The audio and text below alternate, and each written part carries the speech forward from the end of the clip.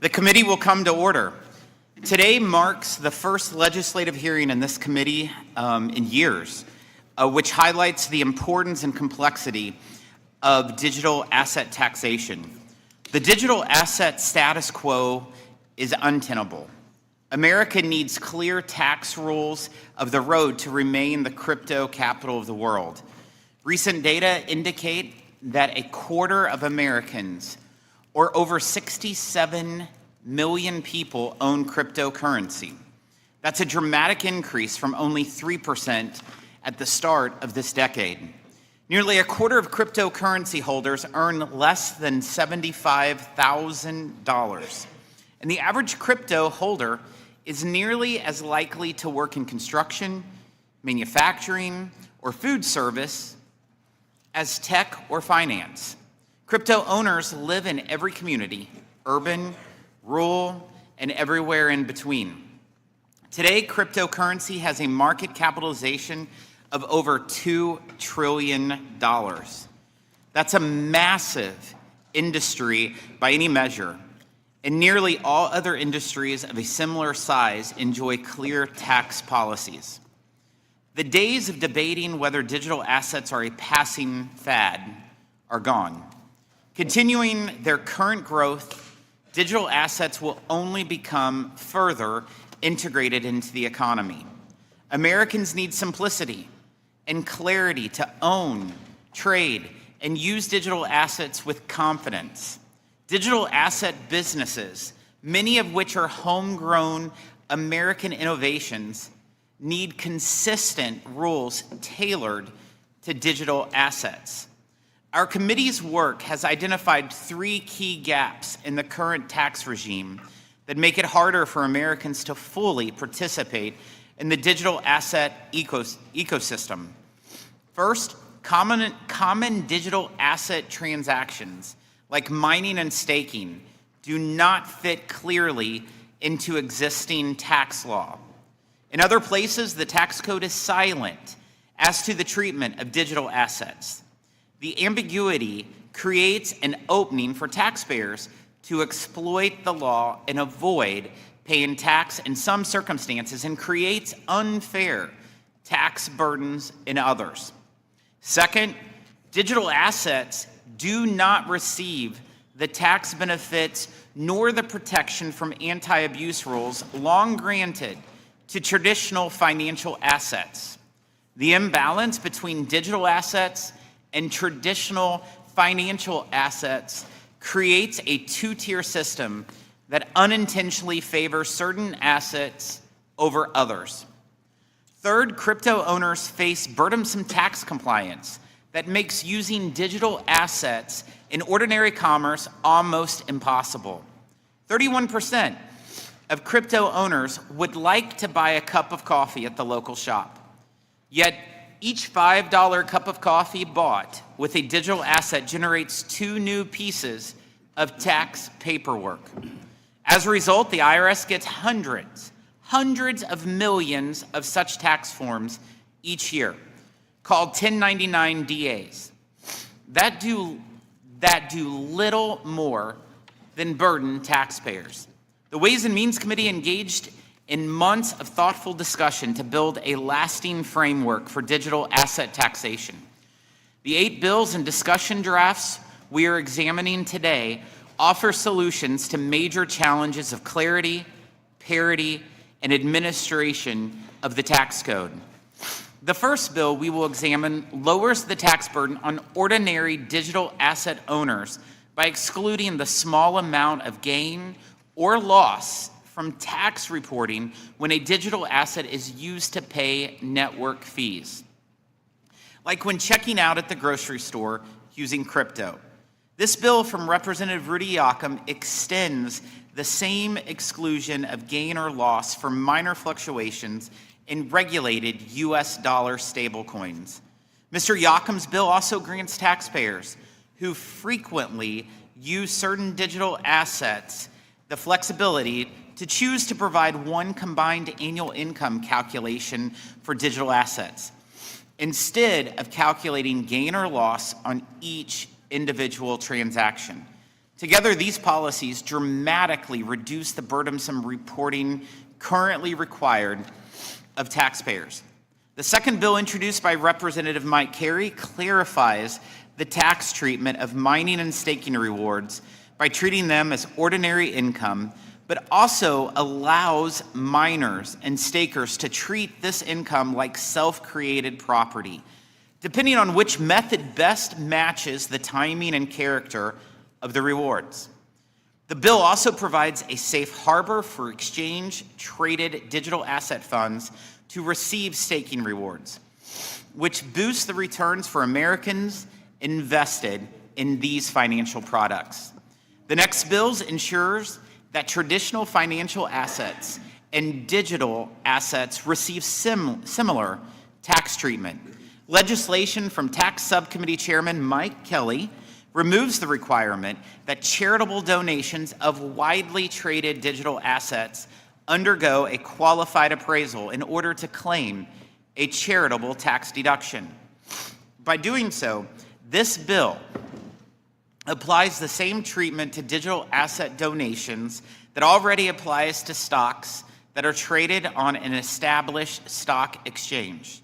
Legislation from Congressman David Kustoff extends tax benefits available for traditional assets to digital assets. Our financial markets rely on these benefits to encourage foreign investment and improve liquidity. Under this bill, digital assets would be covered by the Securities Lending Safe Harbor, the Securities Trading Safe Harbor, and a special method of accounting for dealers and traders. Our hearing will also examine the application of long-standing anti-abuse rules to digital assets. These rules protect the integrity of tax filing and prevent bad actors from taking advantage of the tax code. Legislation from Representative Jody Arrington extends anti-abuse rules to digital assets so that the tax code treats investors in digital assets the same as other investors. The current landscape of vague laws paired with a high compliance burden make taxpayers fearful of correcting previous mistakes. Legislation offered by Representative Aaron Bean creates a limited one-time disclosure program for taxpayers to voluntarily come into compliance for past digital asset tax filings. This bill does not eliminate the interest on back due tax or the tax itself, but it does provide a simplified way to correct mistakes and reduces penalties for taxpayers who want a clean slate. We will also examine a discussion draft that ends a complicated scheme where taxpayers establish residency in a territory and then take advantage of complicated regulations to avoid paying capital gains tax on digital assets. Digital asset taxation does not have to turn into a partisan fight. I want to note the leadership of Congressman Miller and Congressman Horsford in showing digital asset taxation can be addressed in a bipartisan way. Representative Horsford has brought forth a discussion draft that looks at issues regarding mining and staking rewards and the charitable deduction. Other countries like Singapore and Switzerland have already implemented comprehensive tax regimes that offer clarity to digital asset owners. Congress must act now and enact clear tax rules to ensure America remains the global leader in digital assets. If Americans want to pay with a stablecoin instead of a credit card or cash, they should be able to without a pile of tax paperwork.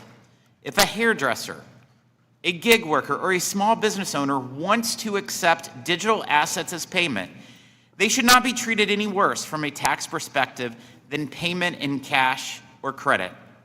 Our tax system should not be picking the winners and losers.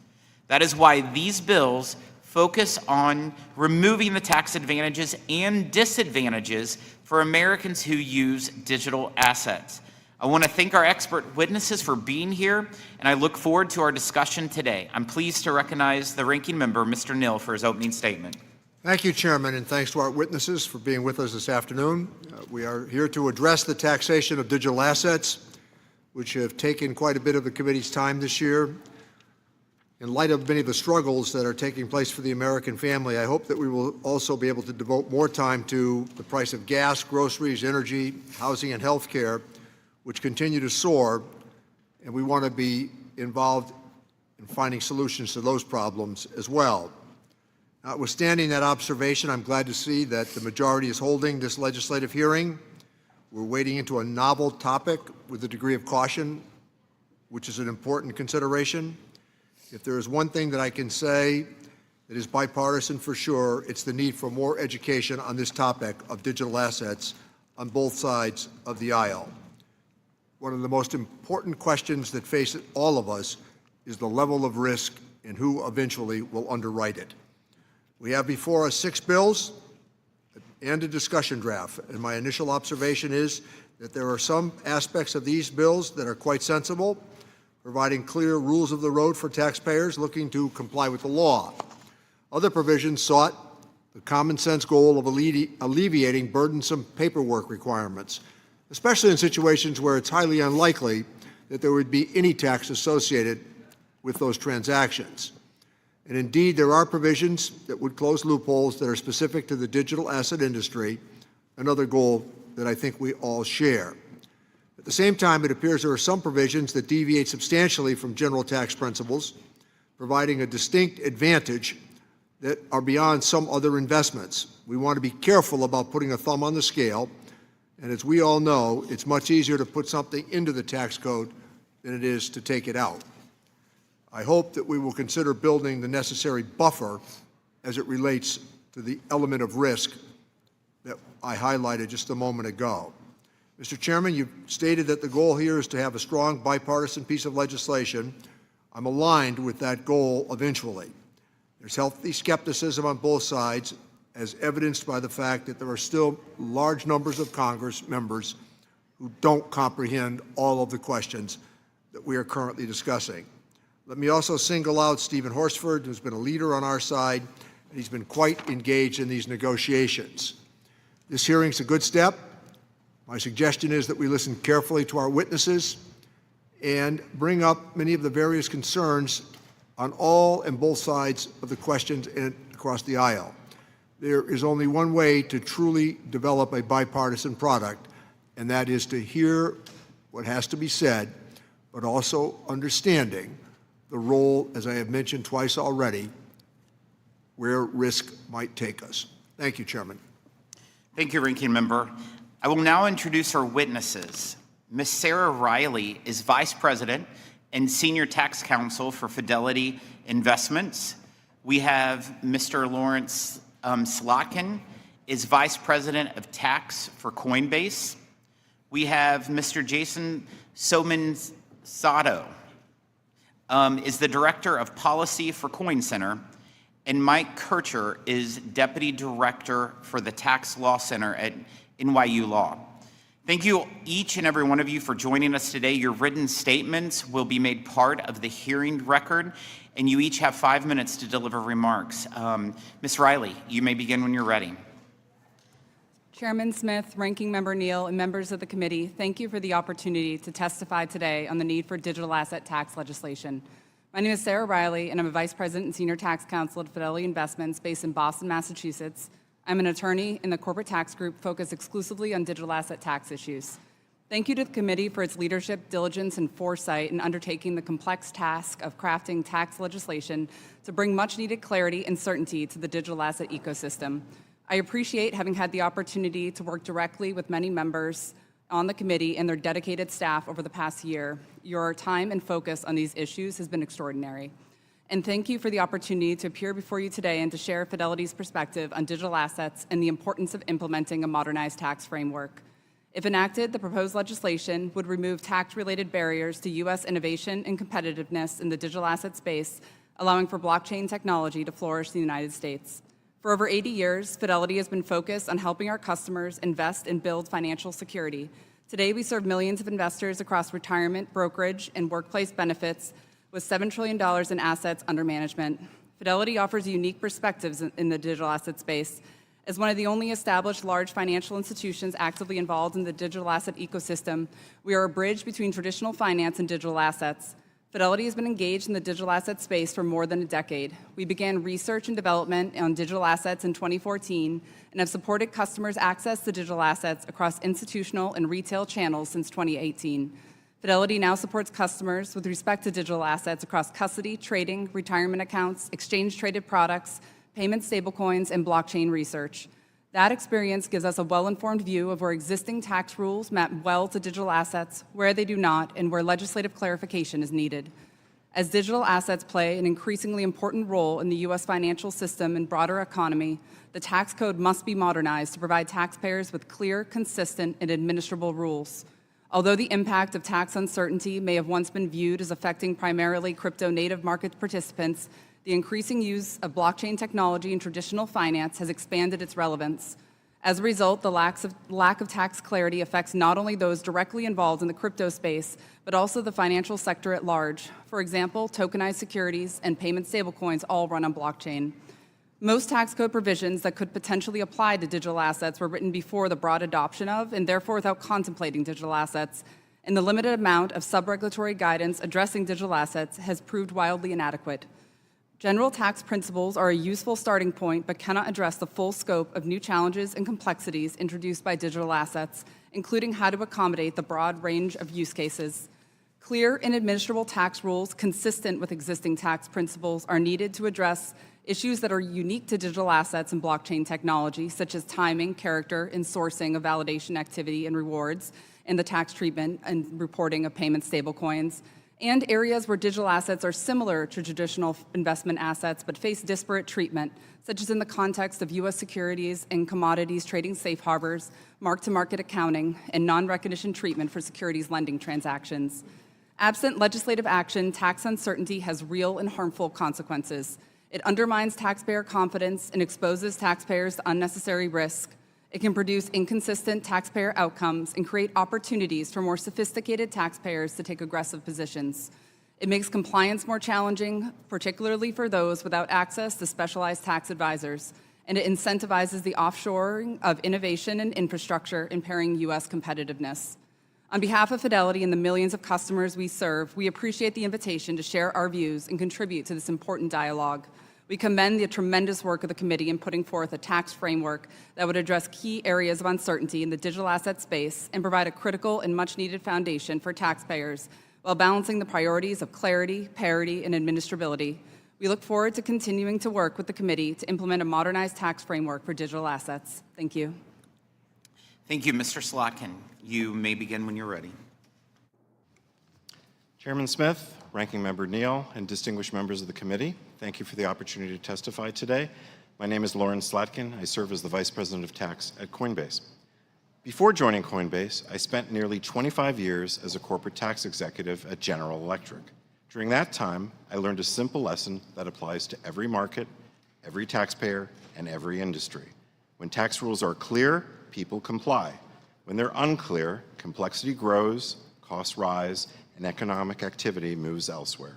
That principle is especially important for digital assets.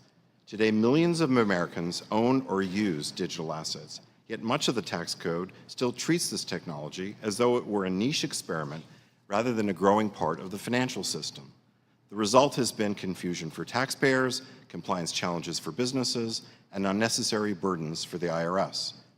I want to commend Chairman Smith, Ranking Member Neal, the members of this committee, and the bipartisan staff who have spent years working through these issues. The legislative bills before the committee represent the most comprehensive effort to modernize digital asset taxation that we have seen to date. Most importantly, this legislation recognizes a fundamental reality. Market structure and tax policy go hand in hand. Market structure sets the rules of the road. Tax policy determines whether Americans actually choose to use that road. The Clarity Act is moving through the Senate, but this committee shouldn't wait on the tax side. Clear tax rules will strengthen the emerging market structure framework, and further delay only pushes activity, capital, and innovation offshore. The legislation contains several important highlights. First, it brings common sense treatment to payment stablecoins. Genius Act-compliant stablecoins maintain a one-to-one relationship with the US dollar, requiring taxpayers and the IRS to track gains and losses on transactions that generally produce little or no economic gain creates significant administrative burdens without meaningful tax revenue.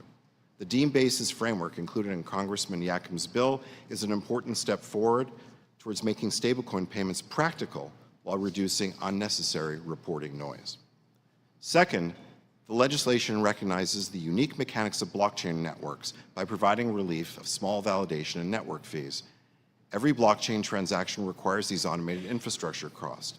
Treating every small network fee as a taxable event creates complexity far out of proportion to any revenue impact. The committee's approach is a meaningful step toward aligning tax rules with how technology actually functions. Third, Congressman Kerry's bill provides long-needed clarity for mining and staking rewards, helping ensure taxpayers are not forced into tax obligations before they've generated liquidity through an actual sale. This improves administrability while supporting domestic investment blockchain infrastructure. Finally, we appreciate the committee's discussion to pair taxpayer relief with market integrity measures, including wash sale and constructive sale rules, while providing a reasonable implementation period for brokers. While we strongly support the direction of the legislation, we believe several targeted improvements would strengthen the final product. First, Congress should go further by establishing a personal transaction de minimis exemption for all digital assets, including Bitcoin. Congressman Yakim's bill removes tax friction on network fees, but a consumer who uses Bitcoin to buy a pair of jeans still has to calculate and report a capital gain. That's not good tax policy.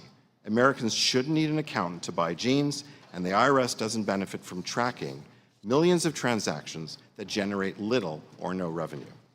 Second, Congress should ensure that any future international reporting requirements are carefully coordinated with existing U.S. reporting frameworks so that American businesses are not subjected to duplicative and conflicting compliance regimes.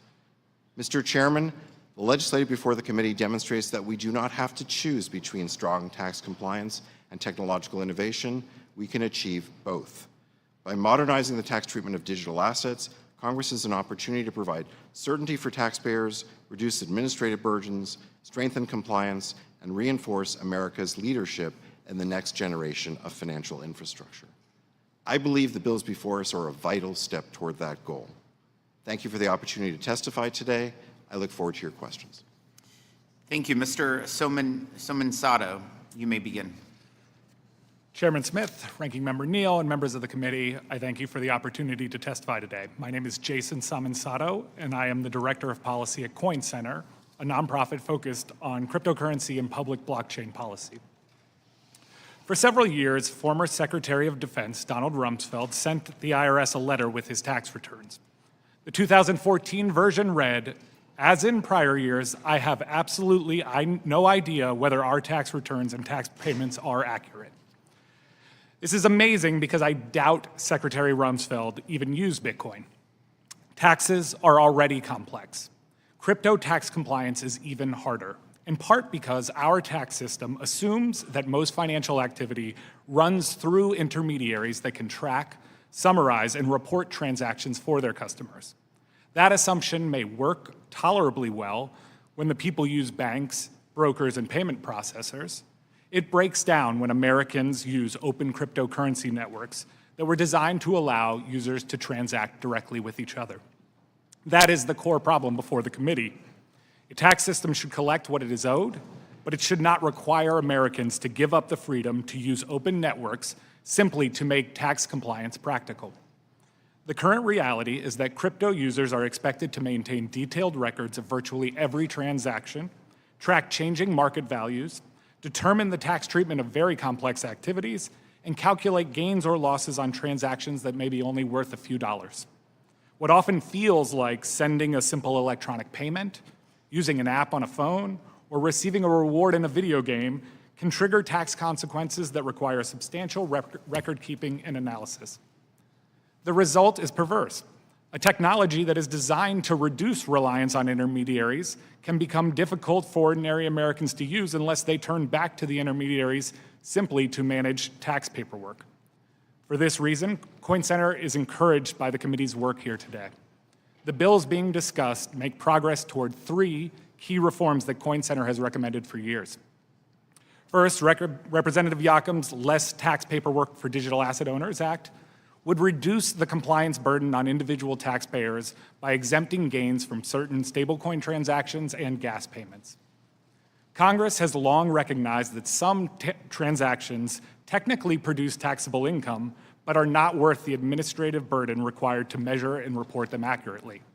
The point is not that these transactions are outside the tax law in theory. The point is that the tax system has never realistically expected ordinary Americans to perform capital gains accounting for every low-value exchange of personal property. If someone sells an old rug on Facebook Marketplace, they usually do not stop to calculate the basis and gains on that transaction. If a 12-year-old trades baseball cards with a friend, we don't expect her to file Form 1040s. We strongly recommend that the committee also consider extending the exemption to low-value transactions in non-stablecoin cryptocurrencies like Bitcoin, modeled after the personal foreign currency transaction exemption. The tax code should not privilege certain types of cryptocurrencies over others.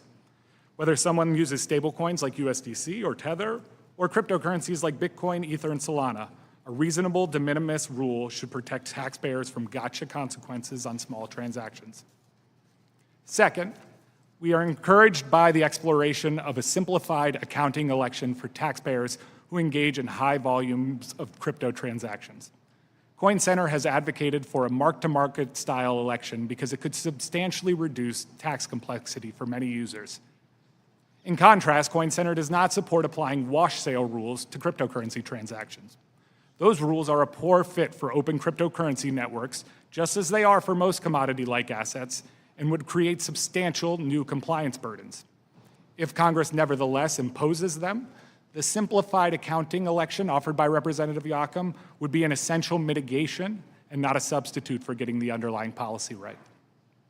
Finally, we appreciate the committee's effort to clarify the tax treatment of block rewards in the Tax Clarity for Mining and Staking Act from Mr. Kerry. Coin Center has long argued that newly issued cryptocurrencies awarded to validators should be taxed when sold or exchanged rather than when created.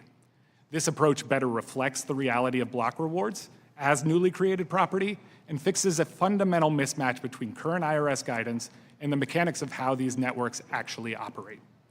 In short, Congress can make crypto tax compliance simpler without creating special tax preferences. It can preserve tax enforcement while removing traps for ordinary users. And it can do so without forcing Americans back into the intermediated system that open networks were designed to make optional. Thank you, and I look forward to your questions. Mr. Kircher, you may begin when you're ready. Chairman Smith, Ranking Member Neal, and distinguished members of the committee, thank you for the opportunity to testify today. As someone who follows this space closely, I hear a lot about how we need to write rules of the road for taxing digital assets. This is a helpful metaphor, but I might tweak it slightly. The tax system is built to be adaptive to any economic activity or new industry, and that includes digital assets. So when we talk about the need for metaphorical rules of the road, in tax, the road already exists and it already has rules, but new industries and structures can create potholes for the tax system. Left unchecked, these potholes can turn into sinkholes that beget massive tax shelters. Policymakers should look out for these and address real problems we've seen as the digital assets industry has grown. And keep in mind the first rule of road maintenance: don't make the roads worse. As these bills progress, I encourage policymakers to consider 3 tax policy principles most closely: parity, administrability, and guardrails to prevent abuse. Some of the provisions in these bills would make improvements consistent with these principles. For example, one of the bills would extend anti-abuse regimes like wash sale rules and constructive sale rules to digital assets. That's a good idea. Another example is the de minimis provision on qualifying stablecoins. A targeted approach with guardrails can reduce paperwork and compliance burdens without creating substantial hidden tax subsidies for digital assets. But the rule should remain targeted because a broader de minimis provision risks abuse and would favor investments in digital assets over those in traditional finance. There are some provisions in these bills that do provide subsidies or create risks of abuse. Take, for example, the bill addressing the treatment of mining and staking rewards. These rewards are payments in digital assets for validating transactions, similar to the income earned by a notary for validating documents. First, the bill makes explicit the current rule that rewards are taxable when earned. That's the correct policy, and it's already the law.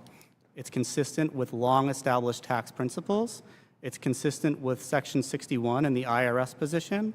It's consistent with how income from other similar activities are treated, and it's consistent with a correct tax court ruling from last week, which found that staking rewards are taxable on receipt, rejecting the taxpayer's arguments as moot, irrelevant, or without merit. The problem is that the bill then provides an election for stakers and miners to defer income paid in the form of newly minted coins until disposition. This violates parity with traditional finance and the principle that income is taxed on receipt. Economically, it functions as an interest-free loan from the government. Here's one example of how this could play out in the real world. The Clarity Act would allow consumers to earn deposit-like interest on stablecoin balances held in accounts. If Clarity and deferral become law, consumers will get a better tax result by investing in stablecoin accounts than in high-yield savings accounts at a bank. Deferral would become a new tax subsidy, encouraging investment in digital assets relative to other types of investment, risking deposit flight from banks into accounts that lack important FDIC insurance. Deferring tax on mining and staking rewards isn't just a distortive subsidy, it could also undermine administrability. Deferral increases complexity for taxpayers and makes it harder for the IRS to do its job. The government will need to write new rules. Taxpayers will need to track and trace various aspects of transactions over many years. It would be simpler for everyone to tax the income upon receipt, consistent with normal tax principles. Deferral on mining and staking rewards also creates risks of abuse. Despite some thoughtful guardrails in the bill, it may be possible for taxpayers to permanently escape tax by earning rewards through certain business structures. This would convert an interest-free loan from the government into a loan that never has to be paid back. This is a better tax treatment than even what traditional retirement plans offer. Here's my final point. To date, industry has properly identified some of the potholes. The wash and constructive sale rules are good examples. But if you're out fixing potholes that others have flagged, it's worth fixing the other ones you see along the way. For example, the risk from non-compliance for digital assets operating on decentralized finance networks remains high. If we can't find a way to improve transparency and compliance for DeFi, it will remain difficult for honest taxpayers to pay what they owe. And DeFi will be a favored tool for tax evasion and illicit finance. Thank you for the opportunity to testify, and I look forward to your questions. Thank you. We'll now proceed to the question and answer session. Many participants in the digital asset market are not large financial institutions or wealthy entrepreneurs holding digital assets for sophisticated investment purposes. They are everyday Americans. Digital assets can provide a low-fee alternative for Americans to access payment systems, savings, and investments without high fees, credit checks, or deposit minimums. Digital assets can also provide instant payment for small business owners at a fraction of the cost of traditional checks or wire transfers or even traditional credit card fees. The Coinbase Institute has data that suggests 1 in 5 American adults own crypto, and 70% of owners make less than $100,000 per year. Mr. Slotkin, when it comes to tax policy, this committee has prioritized everyday working Americans. How do the reforms that we are considering benefit working families, and what are some of the key challenges that they face that these bills address? Thank you, Mr. Smith, for the question. There are a number of provisions in the legislation, I think, that benefit small taxpayers and small businesses. You mentioned stablecoins. Stablecoins are innovative, they're a transformative method of payment, and they have the ability to essentially create much more efficiency for the entire payment structure. So a small merchant, for example, can use them much more effectively than existing systems. So I think stablecoins are a good example of that. We have de minimis rules that are in the proposed legislation. The de minimis rules take away a lot of the clutter, we heard a lot about record keeping, about the ability, the need for that, and I think that alone solves a lot of problems. We have an alternative mechanism for calculating gain or loss, which benefits small taxpayers for small persons who can use that for their businesses, so that essentially cryptocurrency is accessible for just about everyone. So I think the great aspect about the legislation itself is it has a number of provisions that simplify, reduce clutter, and promote the use of cryptocurrency for the efficiencies that I think they were intended. Thank you. Financial markets need clear rules of the road. To make it easier for Americans to access digital assets, we must provide greater tax clarity for those who make these networks run. This includes individuals who engage in mining or staking to validate the blockchain and are rewarded for that work with newly minted digital assets. Certainty is also important to ensure America remains the global digital asset leader and encourage foreign participation in our domestic markets. Mr. Somonsato, how confusing is the current tax treatment of mining and staking rewards for the individual taxpayers involved? And how will addressing issues like timing and sourcing of the income derived from mining and staking enhance the ability of the U.S. to remain the crypto capital of the world? I think in my written testimony, I cited to a survey that related to the confusion that users of Kraken, one of the large exchanges in this environment, face when dealing with taxes, and it was something along the lines of like 89% of individuals reported some level of confusion, and a large portion of that was related to how to manage something like a staking reward. So I think fundamentally you have a very large subset of the population that is interacting with these technologies that have expressed this frustration and this confusion. And I think the bill, as proposed, does a really important job of not just clarifying how that's going to be treated for them, but recognizing that that treatment aligns with what an individual who is using this technology probably assumes when they are performing a validation technique. Just for a little context, a user who might be a solo staker on the network, meaning they just want to participate in the validation process to support the ability for everybody to transact peer-to-peer, is essentially just interacting with their computer in the same way that a lot of us would interact with an app on our phone, as I mentioned in my opening statement. And for them, the idea that newly generated tokens that are coming from no one, there is no one that is paying them, there is no compensator that is on the other side, should be taxed right at the moment that they receive them is kind of contrary to what you would imagine in similar circumstances. Take, for example, an athlete who signs an autograph to a piece of, like a book that they're writing. Well, they don't assume that the moment that they put their autograph to that, even if it is more valuable out on the market, that they now owe taxes on that, right? The creation of that value is done by the staker, and recognizing that with the legislation in the way that it does is very important. We must ensure that the IRS can administer and enforce tax laws while not imposing undue reporting burdens on taxpayers complying with the law.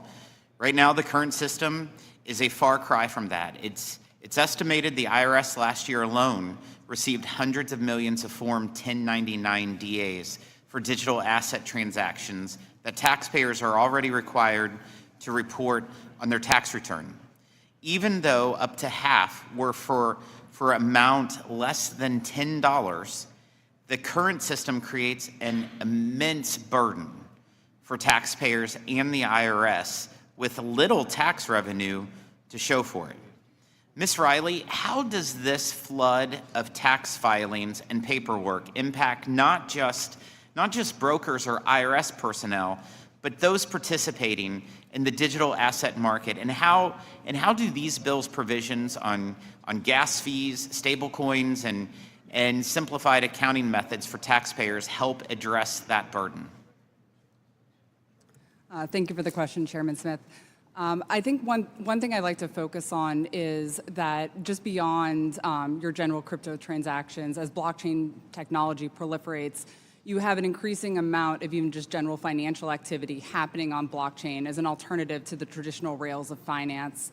So transfers of tokenized securities, transfers of stablecoin, they all trigger these micro transactions of transaction fees, which results in voluminous tax reporting to taxpayers that may not even fully comprehend why they are getting tax reporting for, they're imagining, oh, I'm transferring a tokenized security, but I'm also getting this micro transaction with minimal gain or loss as well. So it adds a level of complexity and challenges on the administrative side.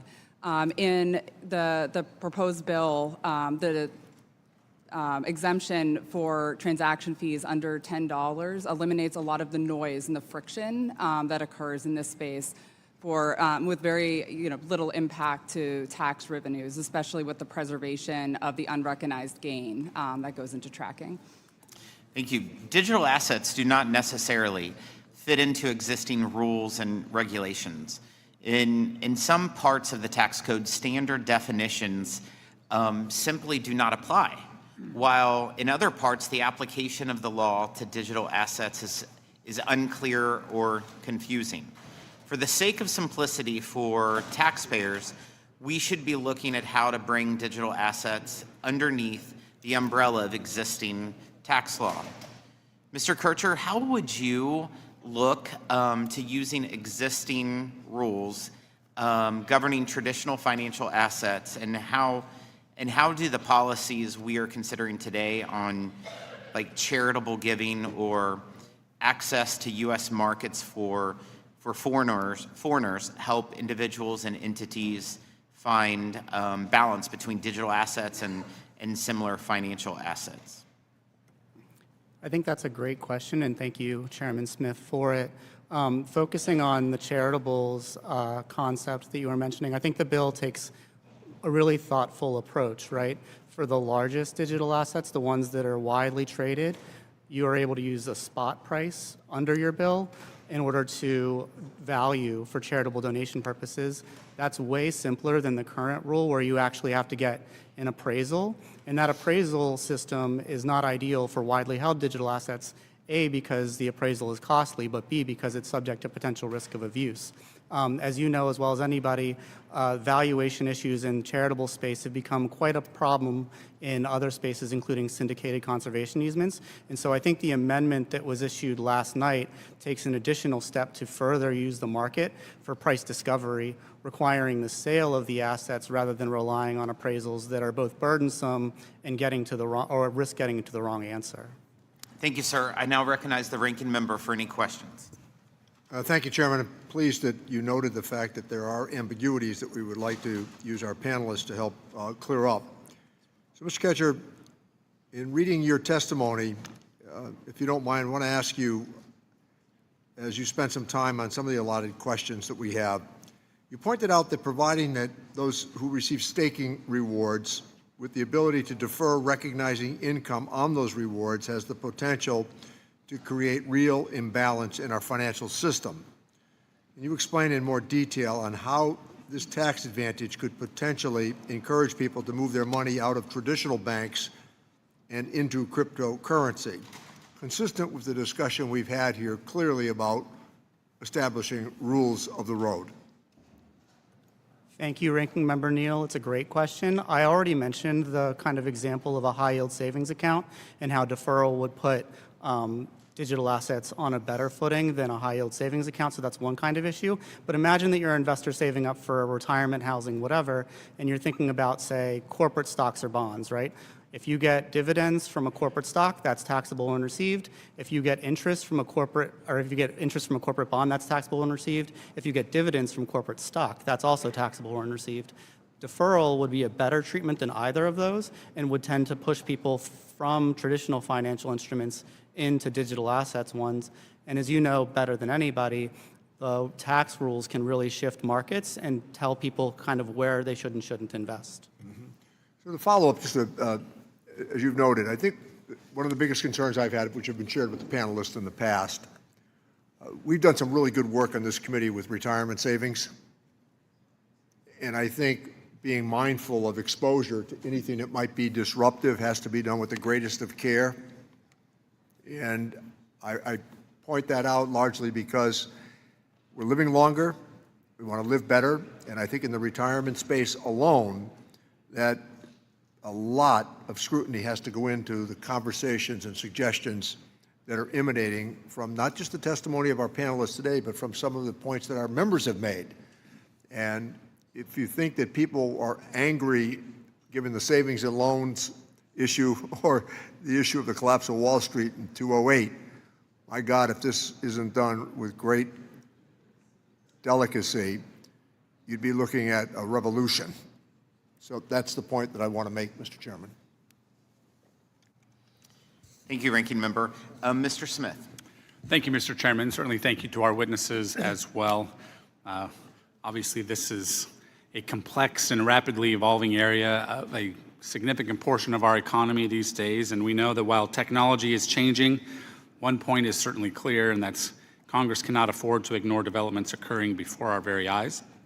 As policymakers, our responsibility is not to pick winners and losers, but to provide clear rules, promote compliance, and ensure American innovation can thrive here at home. I appreciate our witnesses joining us here today and helping the committee better understand industry priorities, challenges facing taxpayers, and opportunities to improve our tax code. This committee has seen firsthand how tax policy affects American competitiveness. Before enactment of the Tax Cuts and Jobs Act, the United States remained one of the highest corporate tax rates in the developed world, while other countries adopted competitive tax regimes. I'd like to point out that even President Obama recognized that our rate needed to be modernized to stop capital formation and jobs from being offshore.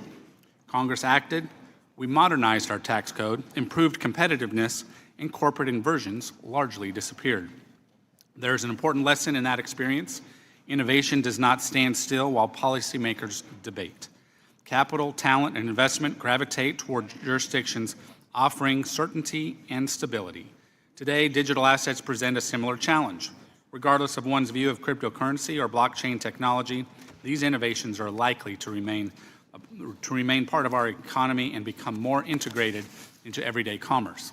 Entrepreneurs, developers, investors, and users need clear rules of the road. When uncertainty persists, investment moves elsewhere.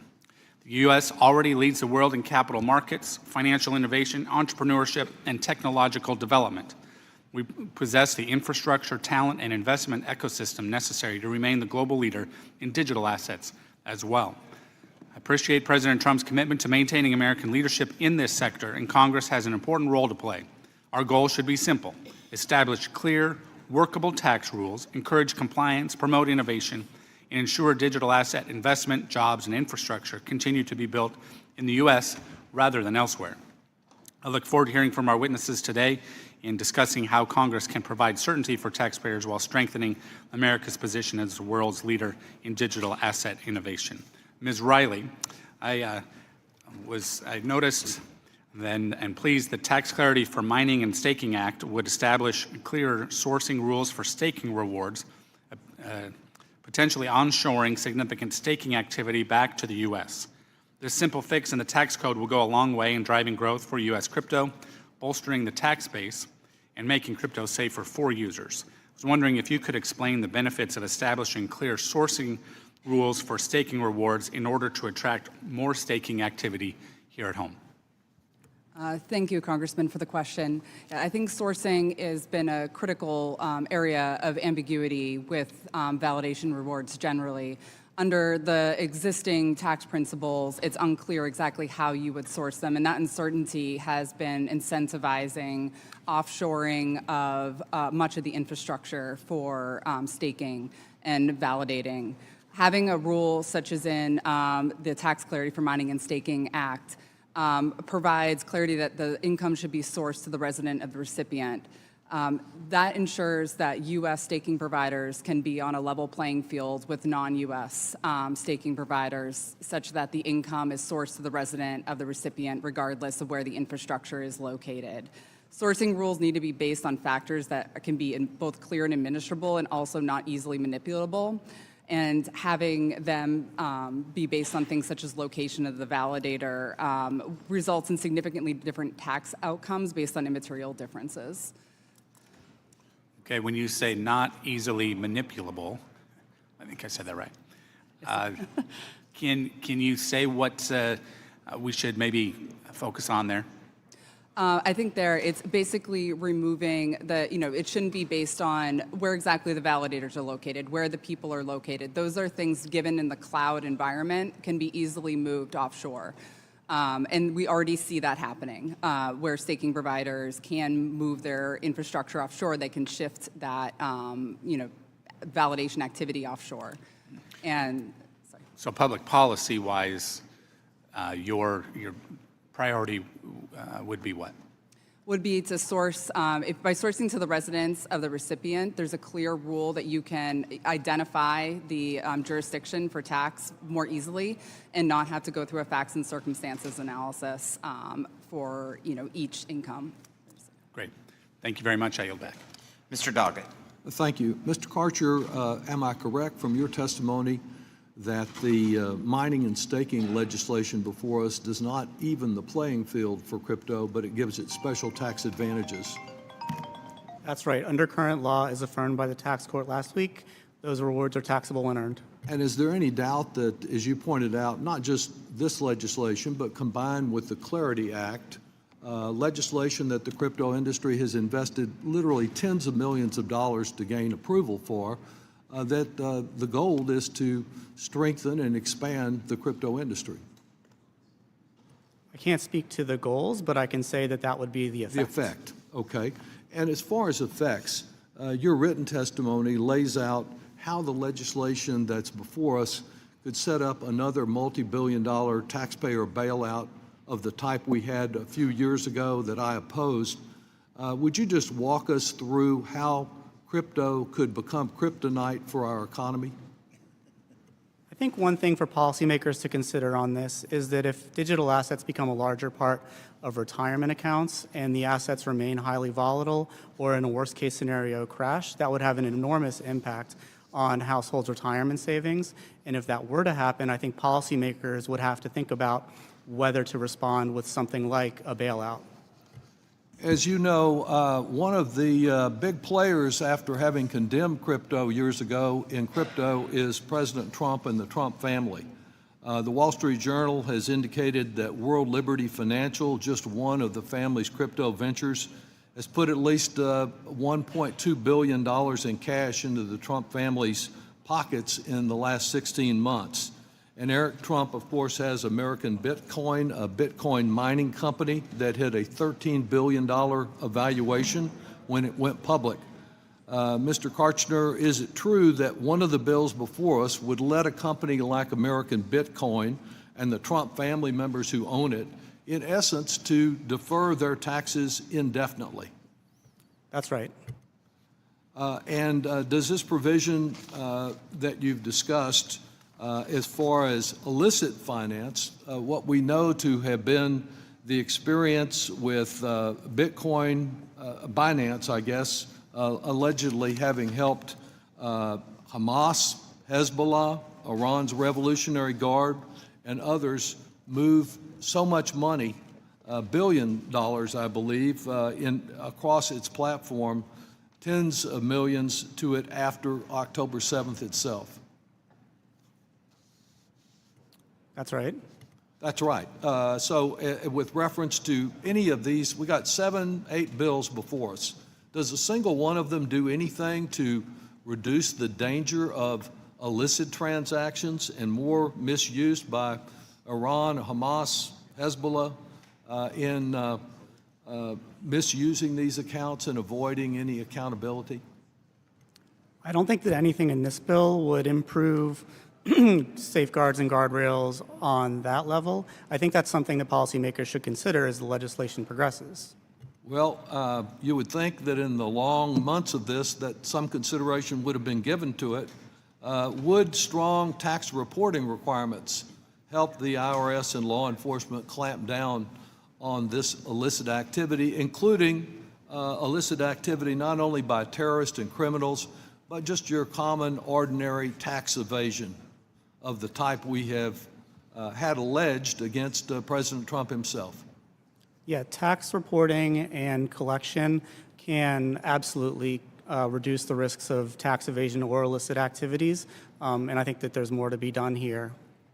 And can that be accomplished in a fairly straightforward way so as not to encumber any of those who believe in crypto? There's certainly precedent for it in traditional finance. We already have rules that do just that. I think that you would need to think about whether they fit the decentralized finance framework, but I don't think it's fatal. I think it's workable. You just need to figure it out in a slightly different way. Thank you very much for your testimony. I yield back. Thank you, Mr. Kelly.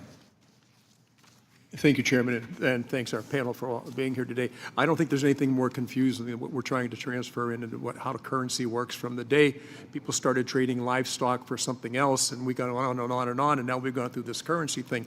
One of my questions is, or the piece that I have, is an amendment to the 1986 code, 40 years ago, when it comes to charitable giving, and the exemption for people on charitable giving when they use this type of currency to trade it. So.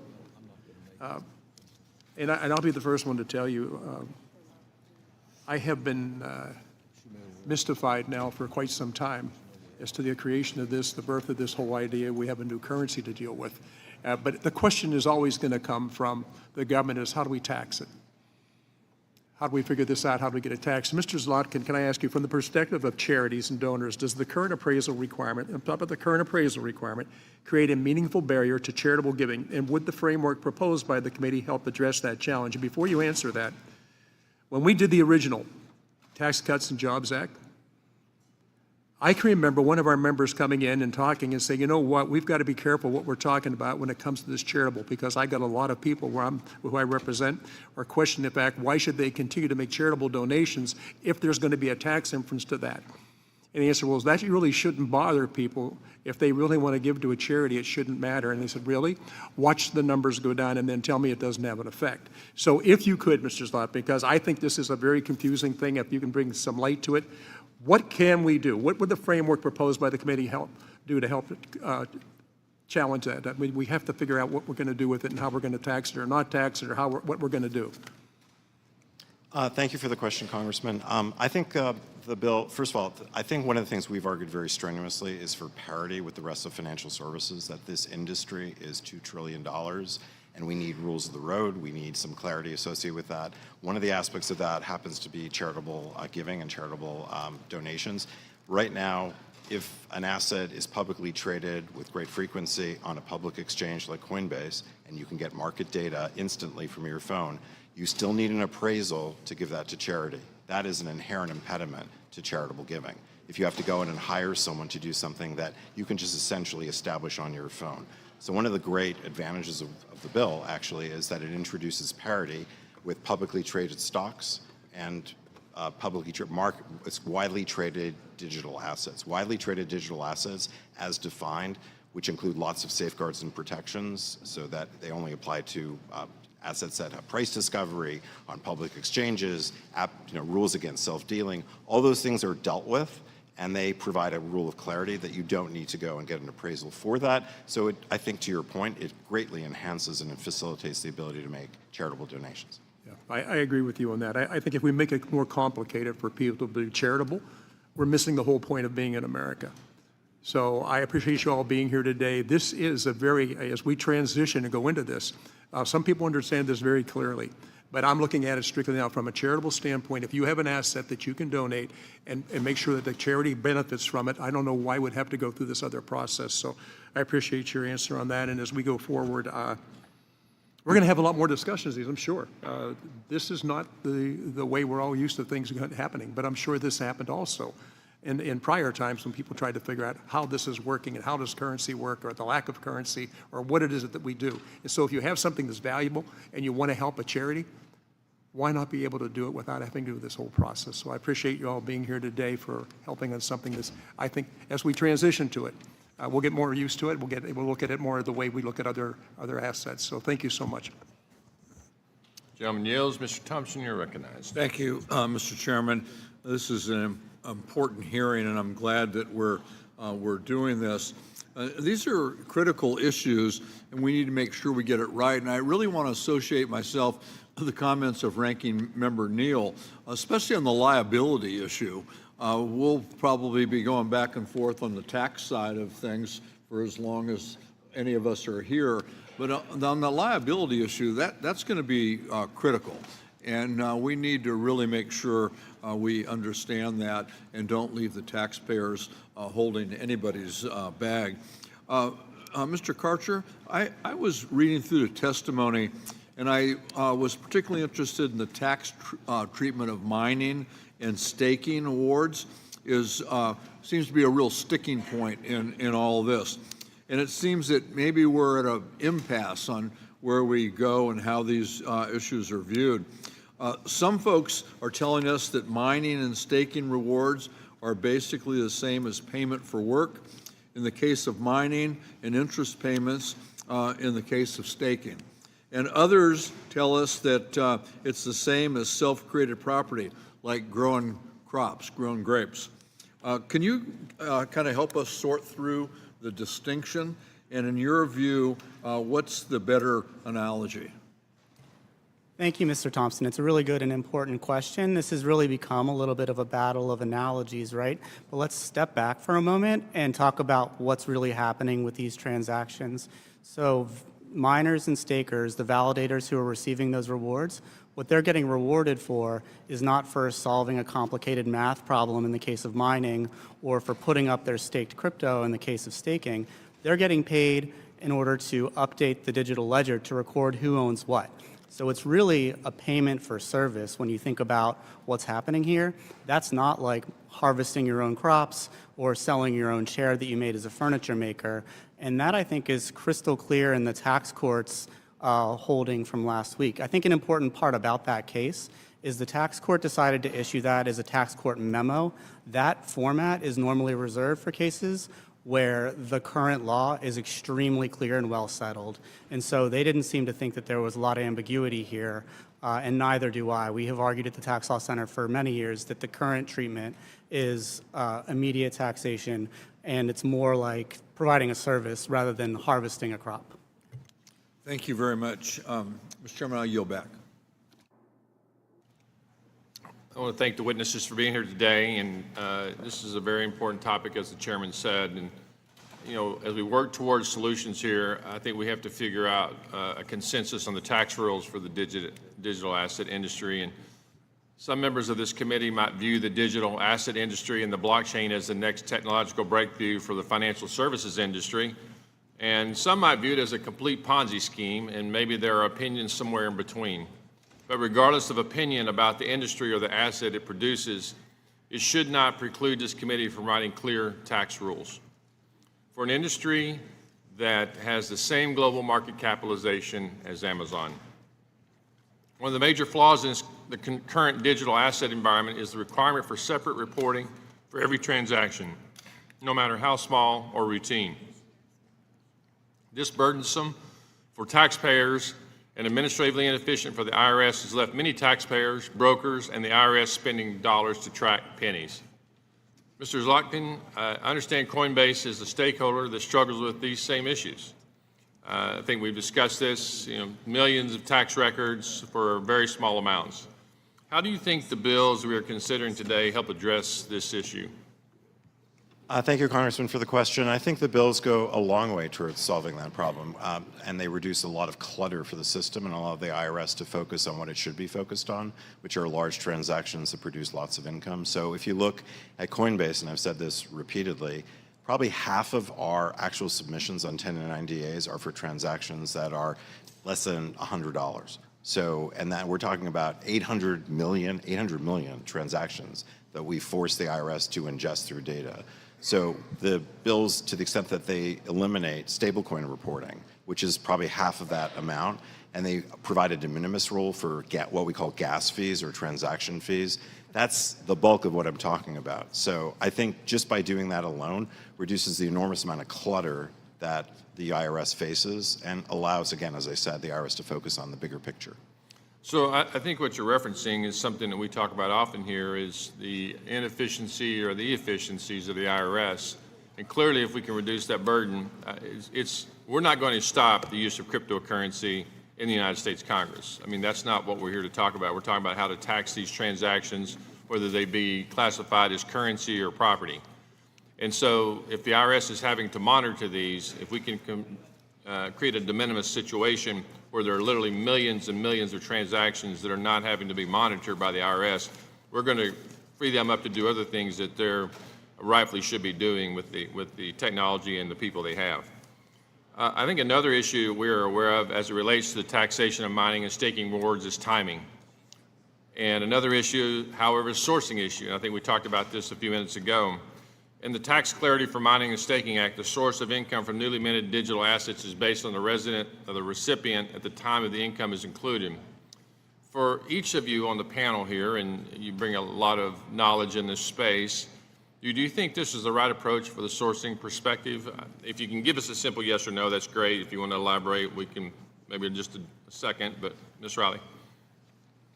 Sure, yes, and I think any other policy would continue to incentivize offshoring of validation activity and would also adversely affect U.S. competitiveness. Mr. Zlotkin.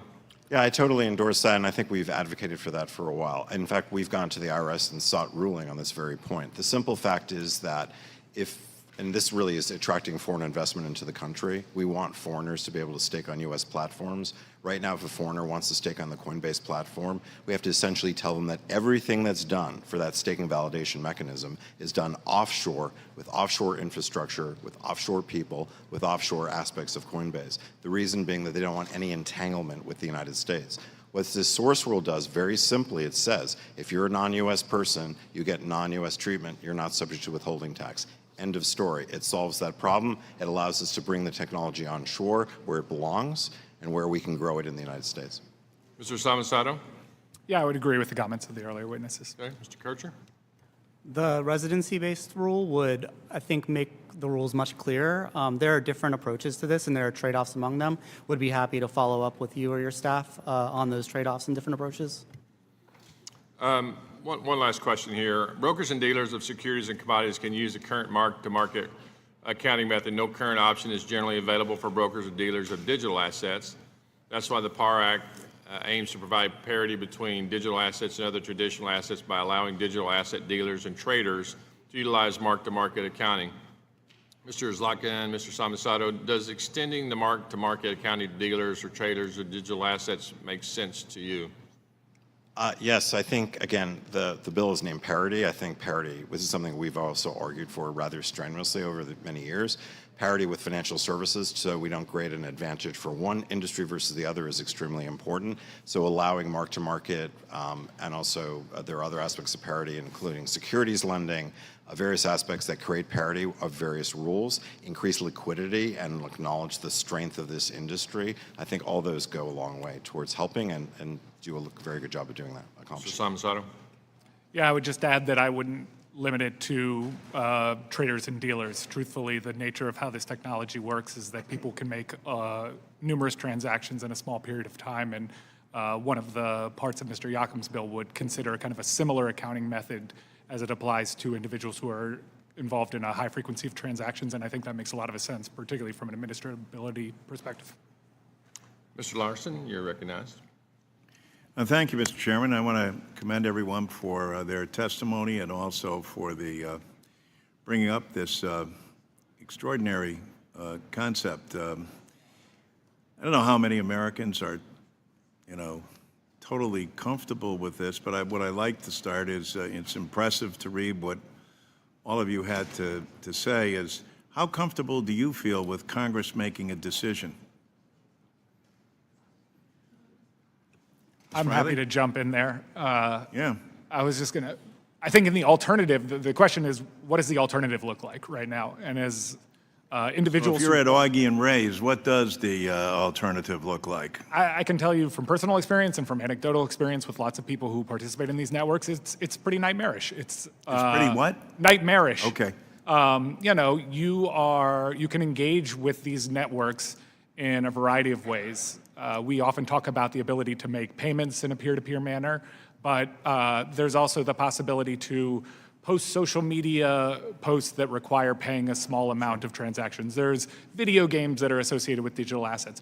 All of that activity comes out to the end of the year, a huge long list of transactions that the average taxpayer who's doing this kind of from a personal capacity. Do you feel that Congress is equipped and has enough knowledge and information to act accordingly? I think for some of these targeted pieces that we're talking about today, there's been a lot of discussion over the years. We've put together a 60-page report after 60-page report on a lot of these concepts. And so I wouldn't necessarily say we need to change the whole tax code. With all due respect to the 60-page reports, I'm sure they're thorough, et cetera. That's not what I'm asking. Do you think that people in the country, et cetera, I think this is an important issue, and I think that your remarks and testimony, whether it's 60 pages or 600, they certainly raised a lot of questions. I think Mr. Neal raised probably the most critical one, but I'm curious, Mr. Zlatkin, what's your take on this? I think it's incumbent upon Congress to do something. I think so you think it's that urgent that we act now? It's a $2 trillion economy that has very few rules.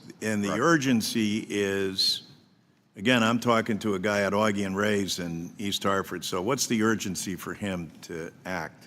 The fact that he may not know the rules of how to report income, he may not know the rules. So a guy who's trying to make ends meet in this economy, et cetera, he feels that sense of urgency about this, and that if Congress doesn't act to say, well, protect his Social Security as opposed to this, you think that that's more urgent? I don't think it's a choice between Social Security and tax policy. What's it a choice between? I think tax policy is extremely, and this technology complex. Also serves the underserved, like people who are not banked, who can actually therefore not pay enormously big I guess the point I'm getting at is trying to convince the public, as is going to be the case in trying to convince Congress about the urgency and what are the underlying safeguards, et cetera. And all of you, I think, are very bright and capable. Ms. Riley, what about yourself? I think just to reiterate some of the other points, I think that we're existing without a full tax framework, and I think this increases abuse, which can reduce compliance, which does harm the fisc. I think that by having rules, you can increase compliance. So it would affect everyday taxpayers in that you want people paying their fair share. Tax fairness is very important, and you need a workable tax framework to achieve that. Mr. Karcher. Here you're taking two incredibly complicated topics and kind of smushing them together, right? You've got digital assets, very complicated, and a lot of education that needs to happen, and then tax, right? Also very complicated with a lot of interactive effects that are sometimes intuitive. And so I think that there is a really important factor of making sure that the members are educated and really understand what they're doing before acting. And probably the most important thing is that we get it right? And so I think there's kind of a consensus building around this that it's an important industry. It's certainly, there is a sense of urgency, but there's also a sense of, are we acting too quick without knowing what we're doing?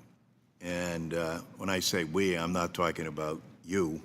I'm talking about the United States Congress, who represents the public. So I guess color me. I think this is a promising industry, but there's far more questions than there seem to be answers to that give you the confidence that we've got it right just yet. And this is a lot of good work done in these bills as well, but I think it's going to take a lot of public hearings and further hashing out. Yield back. I know it would shock the gentleman to say I applaud our chairman for starting this bipartisan task to try to figure it out, because I think your original question was a great question. Is Congress prepared? Right. And the answer is probably not yet. Not yet. Ms. Miller. Thank you, Mr. Chairman.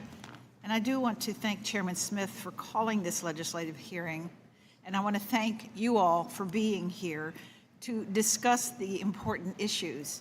The digital asset market has grown rapidly over the last several years, and we are at a crucial moment where tax clarity is needed to ensure that the United States remains the crypto capital of the world. Without a clear administrable tax code, digital assets will be pushed offshore and give advantage to foreign adversaries and weaken our financial stability. As the digital asset market continues to grow, more and more taxpayers have entered this space. However, due to confusion, ambiguity, lack of clarity, as highlighted today, some digital asset owners may have underpaid taxes due. These taxpayers may be afraid to come forward and report their mistakes, fearing that the IRS may impose harsh penalties on what was otherwise well-intentioned activity, or maybe even regret those less well-intentioned activities that they're coming forward and willing to pay what their due is to start having a clean slate. That is why the Digital Assets Voluntary Disclosure Program Act would direct the Treasury to provide a voluntary disclosure program for taxpayers who failed to comply with tax laws related to digital assets to come back into compliance, as well as providing reduced penalties and a clean slate in the process. Mr. Samansato, do you think that taxpayers could benefit from a program like this, given the lack of clarity regarding the taxation of digital assets in the recent years? Yes, Congresswoman. I think crypto tax has evolved over the years through notices and FAQs and enforcement actions. And so going to the gentleman's questions earlier, it puts the individual taxpayer in a very difficult position of people who are already engaging in this technology and want to engage in it. And I think from the perspective of trying to bring the clarity that people are talking about here today and provide that framework that will allow people to proceed forward, it necessarily needs to come with an understanding of what the last decade plus has looked like for a lot of individual taxpayers. And so I think that voluntary disclosure program is really important. I guess I would even add too, and this is not necessarily part of the bill, but the opposite is true too. For those of us who are like nervous about the tax consequences of what we do, I'm sure there's tons of us who have put everything at a zero basis because we have no idea really what we're looking at or when we're gonna potentially. And so, creating that level playing field for everybody and also allowing the consequences, understanding the nature of the consequences from before a period where Congress has been clear about what it wants is really important. Thank you. It is clear that the status quo is burdensome and confusing for the digital asset industry, and without legislation, the problems will only continue. I am looking forward to continuing to work on these issues with my colleagues to ensure that tax clarity and parity allows the United States to remain the global leader. But we all will have a lot of questions moving forward. I thank you and I yield back. Mr. Davis, you're recognized. Thank you, Mr. Chairman, and thanks to all of our witnesses. Mr. Cantor, welcome back to Ways and Means. As my constituents are struggling under the Trump-inflicted crushing cost of higher rent, health care, food, gas, and goods, I question the appropriateness of gifting hundreds of billions of dollars in costly tax breaks to industry firms and wealthy crypto holders. As the president creates a $1.8 billion trust fund to give to January 6 rioters, and now is trying to take over all federal grants to gift his friends and wealthy buddies billions more in taxpayer dollars, I'm frankly shocked that our committee is once again seeking to gift billions in tax cuts for the wealthy. I understand the need to create meaningful rules of the road that create parity among similar assets. But in my estimation, the bills before us today fail to help working families while giving billions in tax breaks and loopholes without the necessary guardrails to prevent abuse, all the while privileging digital assets over other types of assets. So, Mr. Ketcher, could you talk about the most important guardrails for digital assets in this tax space? That is, guardrails to protect consumers, prevent abuse, and promote parity among similar or other kinds of assets. Thank you, Mr. Davis. I would probably focus on three things. The first is don't create unintended subsidies that will push people away from traditional financial investments into digital assets. You really do want true parity. I think the second thing I would say is you should extend anti-abuse frameworks from traditional finance onto digital assets as appropriate. You see that in some of these bills with the wash sale and constructive sale rules. And then the last thing I would say is I think there's worth study on the digital asset or crypto tax gap. A lot of crypto is now subject to information reporting that is really helping taxpayers in the IRS more easily find the right answer. There's simplification that can be done, but in general, the structure works. There's a huge slug of digital assets that still do not have any transparency or reporting. The problem with that is that without any kind of reporting, based on prior research in other spaces, you should probably expect less than half the tax paid or less than half the tax owed to be paid. So you should expect compliance below 50% or right around there without something in this space. So I think that's really important. Let me ask, do we see a great deal of risk for the average consumer, the average working family? What does this really mean for them? I think your average consumer or family still even today, despite the growth of the industry, doesn't have investments in this area and so aren't really directly affected. There certainly are families who do. The industry has grown quite a bit. Regardless of whether you're invested in this space or not, though, if there are subsidies that get built into this law, including deferral, that is something that all taxpayers have to pay for, right? Deferral isn't free. We have to borrow today to pay for any deferred taxes owed tomorrow. And so I think that's something really important. You might be somebody who's not even in this industry, but if deferral or something like that is an improper subsidy would happen, there's a question of who pays for that. And I think it can be consumers and families. Is there much likelihood that any of their assets might get entangled and they end up losing? If you encourage through subsidies the investment in digital assets and the economy and that part of the industry goes poorly, absolutely there are risks there. Thank you. Now you're back, Mr. Chairman. Thank you, Mr. Schweikert. Thank you, Mr. Chairman. I apologize for my tardiness. We were down the hall actually arguing over water. Can you imagine that being from Arizona?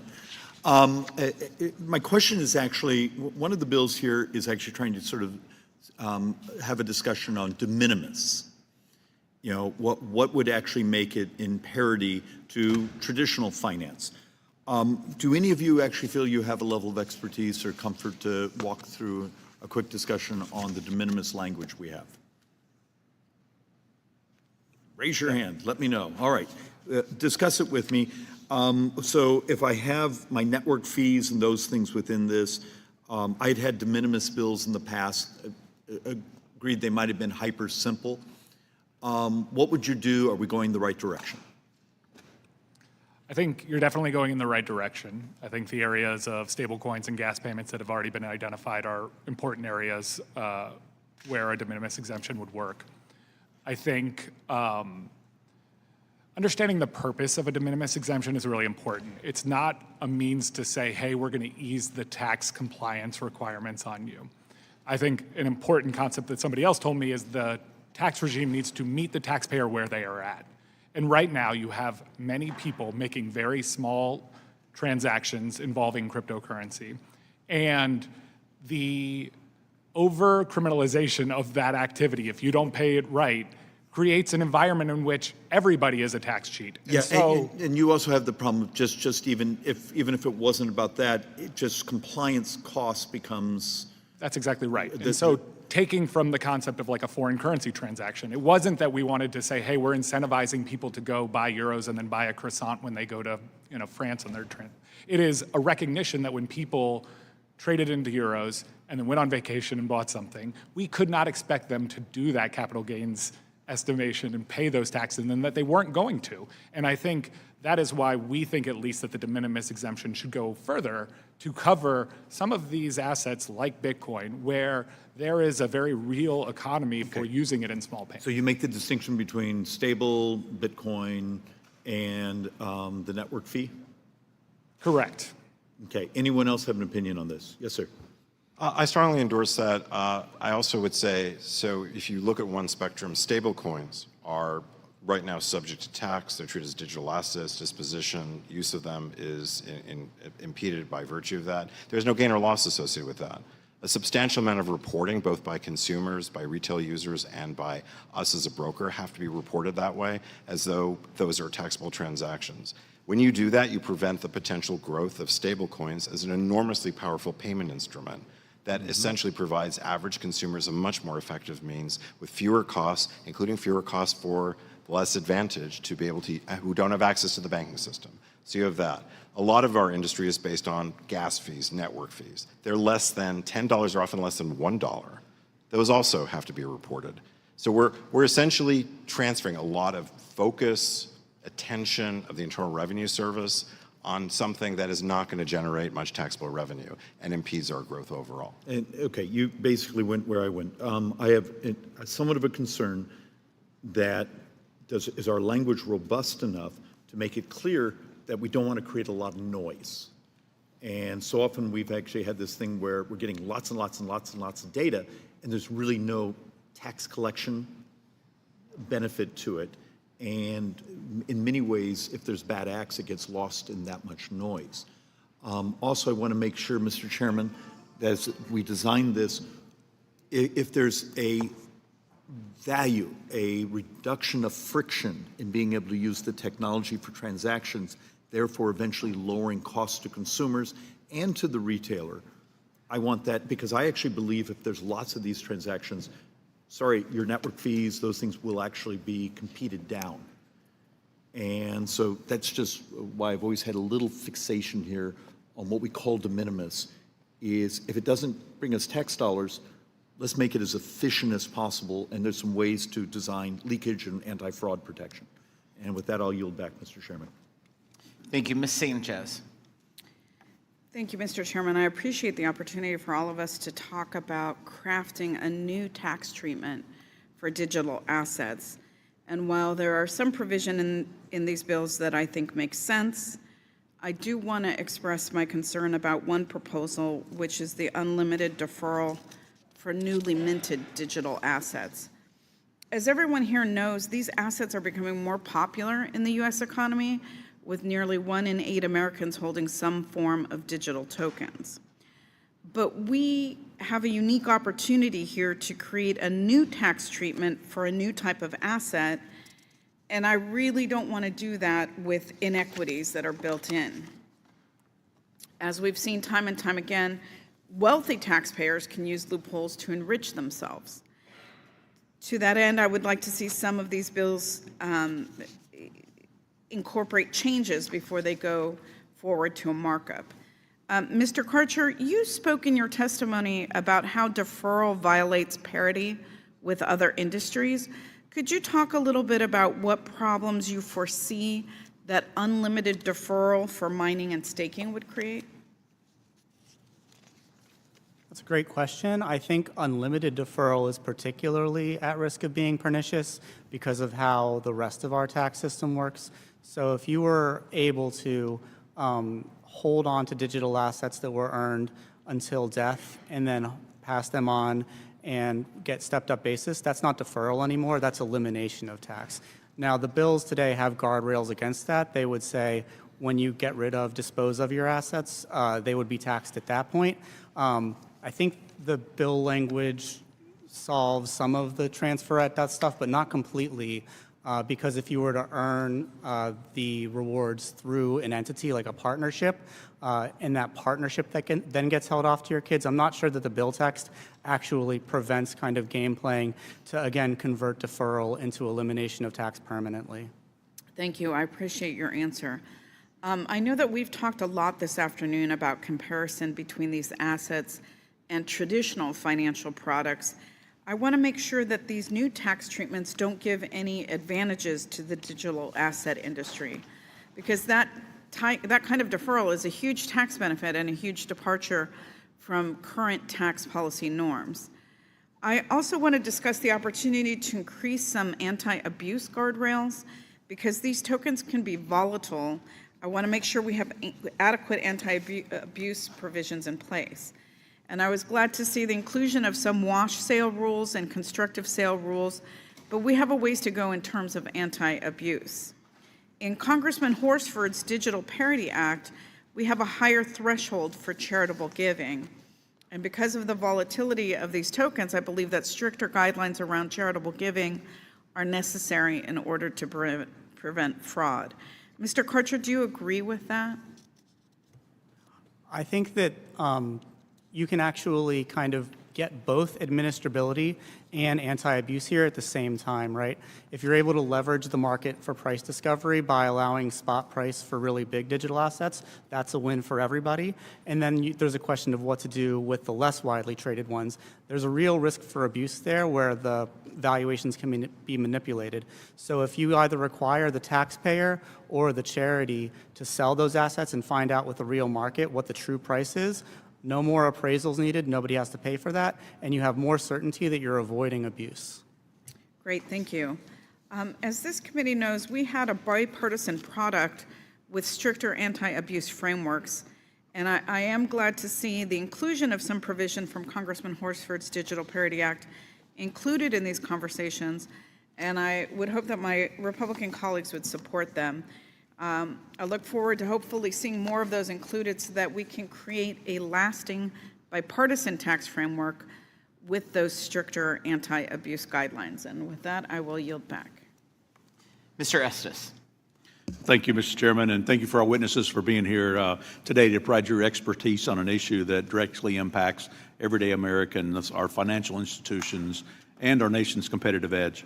As we sit here in June of 2026, the digital asset market has reached a staggering $3 trillion. Roughly 14 to 30% of American adults now own or interact with crypto. The United States represents 18% of the global digital asset revenue and commands over a third of all Bitcoin mining operations. But despite this momentum, the industry is operating in a regulatory vacuum. Current tax code never envisioned these cutting-edge technologies and forces digital assets into rules that don't explicitly mention them. The result is a lack of clarity and parity for digital assets, along with an administrative nightmare. The system now is the equivalent of a highway with no guardrails to keep cars from running in the ditch. If we don't establish some clear rules of the road to provide certainty, consistency, and simplicity, accidents will continue to happen. Consider the sheer scale of the paperwork burden on everyday uses of digital assets.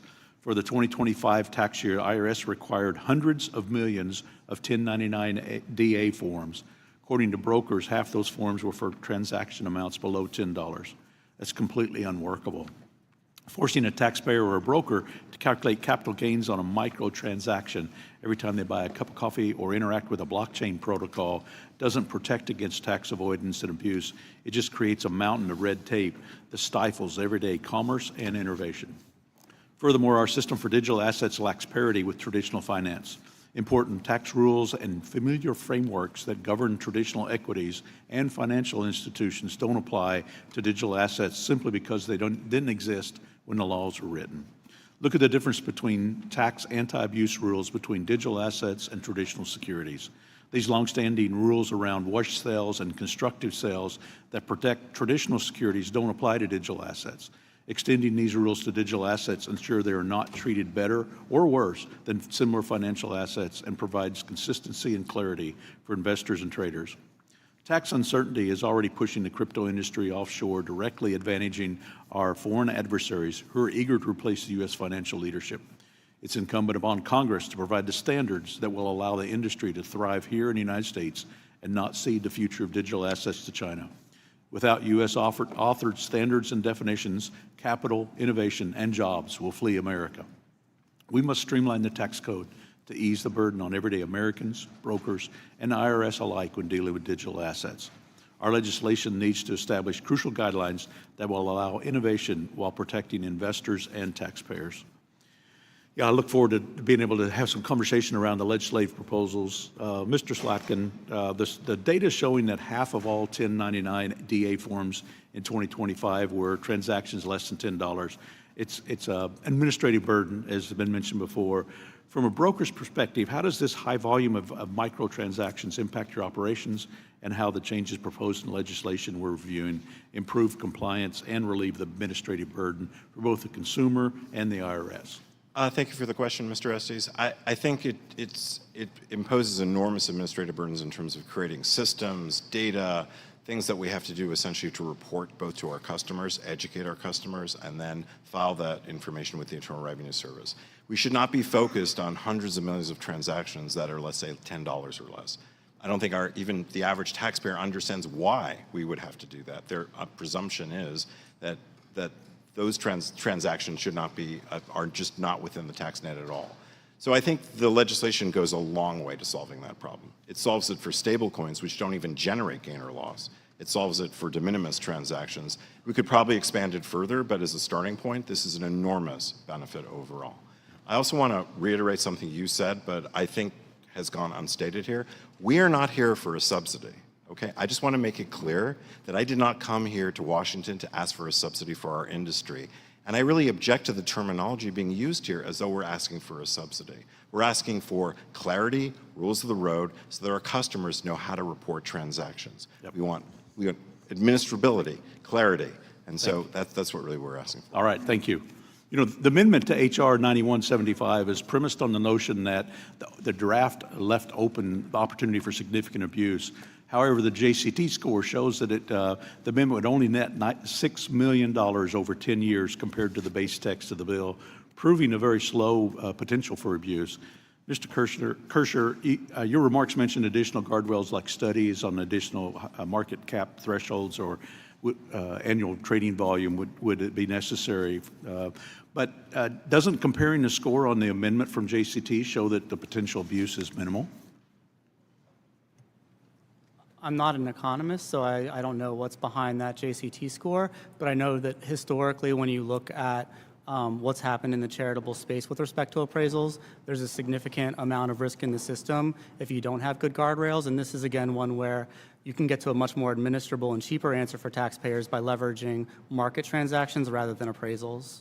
Thank you. I yield back, Mr. Chairman. Thank you, Mr. Chairman. I want to thank all of our witnesses. Mr. Karcher, as the ranking member of the Oversight Subcommittee, I am really concerned on how the IRS will administer any proposed changes to the tax treatment because of crypto. Given the fact that the IRS has lost substantial staff and leadership capacity, what should the IRS be doing to demonstrate that they will be capable of implementing any of these changes? And does Congress need to consider providing more resources to the IRS if any crypto package passes into law? The IRS has been significantly defunded, and that's a real problem from implementing any new law or legislation or new systems required, including the changes to reporting that would make life simpler for users and for the IRS. So I think there's a bipartisan history of, in bipartisan bills, adding IRS funding for implementation, and that seems like something that could be worth further study and could be appropriate. Yes. You know, the tax treatment of mining and staking has rightfully received a lot of attention today. In your testimony, you highlighted parity concerns about deferring tax on mining and staking. However, you also highlighted that the administrative challenges and increased complexity of having to track those transactions over multiple years is a problem. Can you elaborate further on why deferring tax on staking would administratively be challenging, and does this increase the potential for abuse? I think there are two elements here that create complications. One is that folks who receive rewards will have to bifurcate the reward, so they'll get a slug of newly minted tokens, but they'll also potentially get fees, and you have to distinguish between those two and treat them differently. And then, because you don't tax the rewards until disposition under the bills, that could be very many years. That could be 40 years for somebody who's 30, 40 years old right now and engaging in these transactions. Yeah. One of the reasons why I think a lot of us were particularly concerned about this indefinite period of deferral and how that can be abused. I'd like to ask you, Ms. Riley, you've talked a lot about the various complex issues that crypto bring up, and you suggest proposed legislation. Can you talk a little bit about how we can best deal with the potential fraud and abuse that can happen with indefinite deferral periods? I think the important thing is when crafting any rules around indefinite deferrals, making sure that there aren't loopholes or opportunities to perpetually or indefinitely defer. Like, I know we're saying indefinite, but there should be limits on the ability to transfer or do anything under any of the other non-recognition provisions of the code. Yeah. One of the provisions that Mr. Horspit's bill is to do a 5-year window. And your thoughts about whether or not that, I guess the year could be extended, but the point is indefinite doesn't seem like it seems to me a non-starter. But can you talk a little bit about whether or not you think the 5-year window would be appropriate? Sure. I think one helpful analogy to look at when you look at the election, for instance, is it's similar to the rules that govern 83B elections, but the reverse. I think one factor, although there are many similarities between 83B election scenarios and this, is typically when you have a person that is deciding not to make an 83B election, there is some vesting window for those transactions in the agreement. Here, we don't have similar facts, so I understand, the deferral window is trying to provide some equivacy there. So I can understand kind of that position. Yeah. Mr. Karcher, I wanted to also, in your testimony, you talked about the crypto asset reporting framework. Can you elaborate on why this framework is an important part of any package for crypto, and why that framework would provide the kind of clarity and oversight, provide us with tools for anti-tax erosion, and how we in Congress can help to push for a review at OMB so that we can implement such a framework? Absolutely. These are extremely mobile assets, right? And so it's hard to know where reporting is going in some cases. CARF would try to address that by creating global standards, and they would really help both on tax evasion but also on anti-money laundering, anti-terrorist financing, and other kinds of safeguards that aren't necessarily tax, but also potentially for tax. They've been sitting at OIRA for many months now. Yep. I'm not sure what the holdup is, but normally they deal with those within 45 days. So some oversight could be appropriate. Yeah, before I yield back, I'd like to just again reiterate with what Ms. Sanchez said, that I think that there's some room for bipartisan support on crypto, and I look forward to this committee allowing for such bipartisanship to occur. Thanks. Thank you. I now recognize myself for 5 minutes, and I do want to thank Chairman Smith for convening the hearing. I want to thank all of you for appearing, not only for your oral statements, but for your very thorough written statements. Ms. Wiley, if I could with you, and I did review your statement along with the other witnesses, under current law, digital assets are often not clearly eligible for long-standing tax benefits that are available to traditional financial assets. We've talked about that in the hearing, and you all have talked about that, including the safe harbor in Section 864 of the Code and the securities lending safe harbor in Section 1058. Yesterday, I did introduce a bill that Chairman Smith referenced. The title of it is the Providing Analogous Rules for Digital Assets Act, the PAR Act. The bill number is H.R. 9176.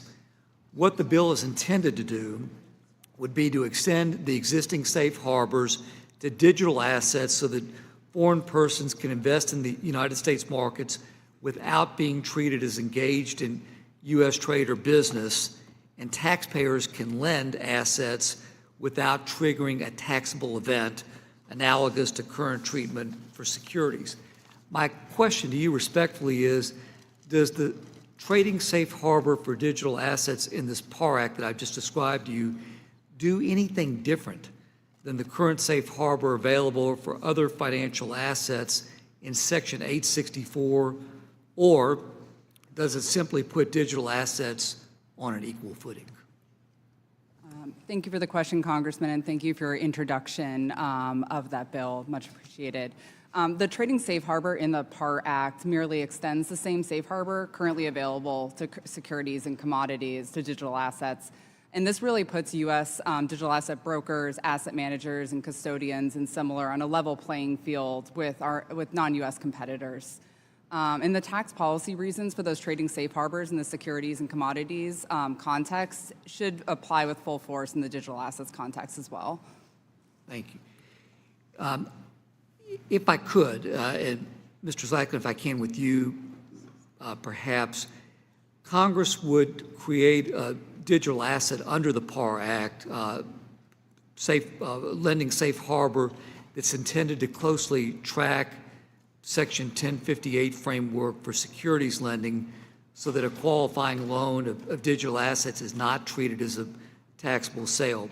If we can look at it at lending, can you walk us through how this Section 1058 style safe harbor digital asset loan would operate in practice or in practicality, and how it would benefit?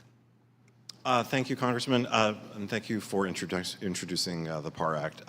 Section 1058 is a very critical feature of the crypto economy. It allows participants to lend digital assets without risk that will essentially be a taxable transaction. It's a core aspect of our financial services industry with securities lending. One of the first projects I worked on when I started at Coinbase was to try and obtain a ruling from the Internal Revenue Service that existing law applied to digital assets. We were unsuccessful in doing that, but essentially it creates liquidity and it provides the parity that you just described. What it does is it allows me to lend a digital asset to you, and that loan is not a taxable transaction. It's restored to me with a fee, for the borrower pays a fee for that, and I enjoy the same benefits that I had before I loaned it. So it essentially just acknowledges the aspect that it's a non-taxable transaction and puts you at a level playing field with the rest of the securities industry. It's today, despite the absence of law, again calling for clarity, hundreds of billions of lending of this type occurs today at great risk to those taxpayers who don't enjoy the benefit of the provision that you introduced. Thank you very much. Thank you to all the witnesses. I'll yield back my time and at this time recognize Ms. Chu.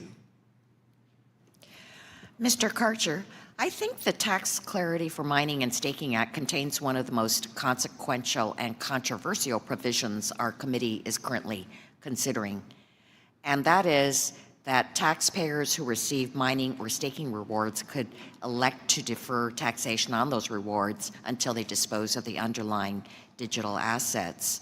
And there is not in this proposal any maximum deferral period allowing miners or stakers to defer their rewards indefinitely if they choose.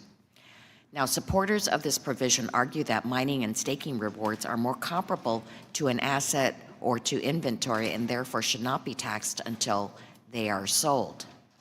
An alternative characterization would be that mining rewards are better analogized as a payment for effort taken by taxpayers to verify transactions on the blockchain.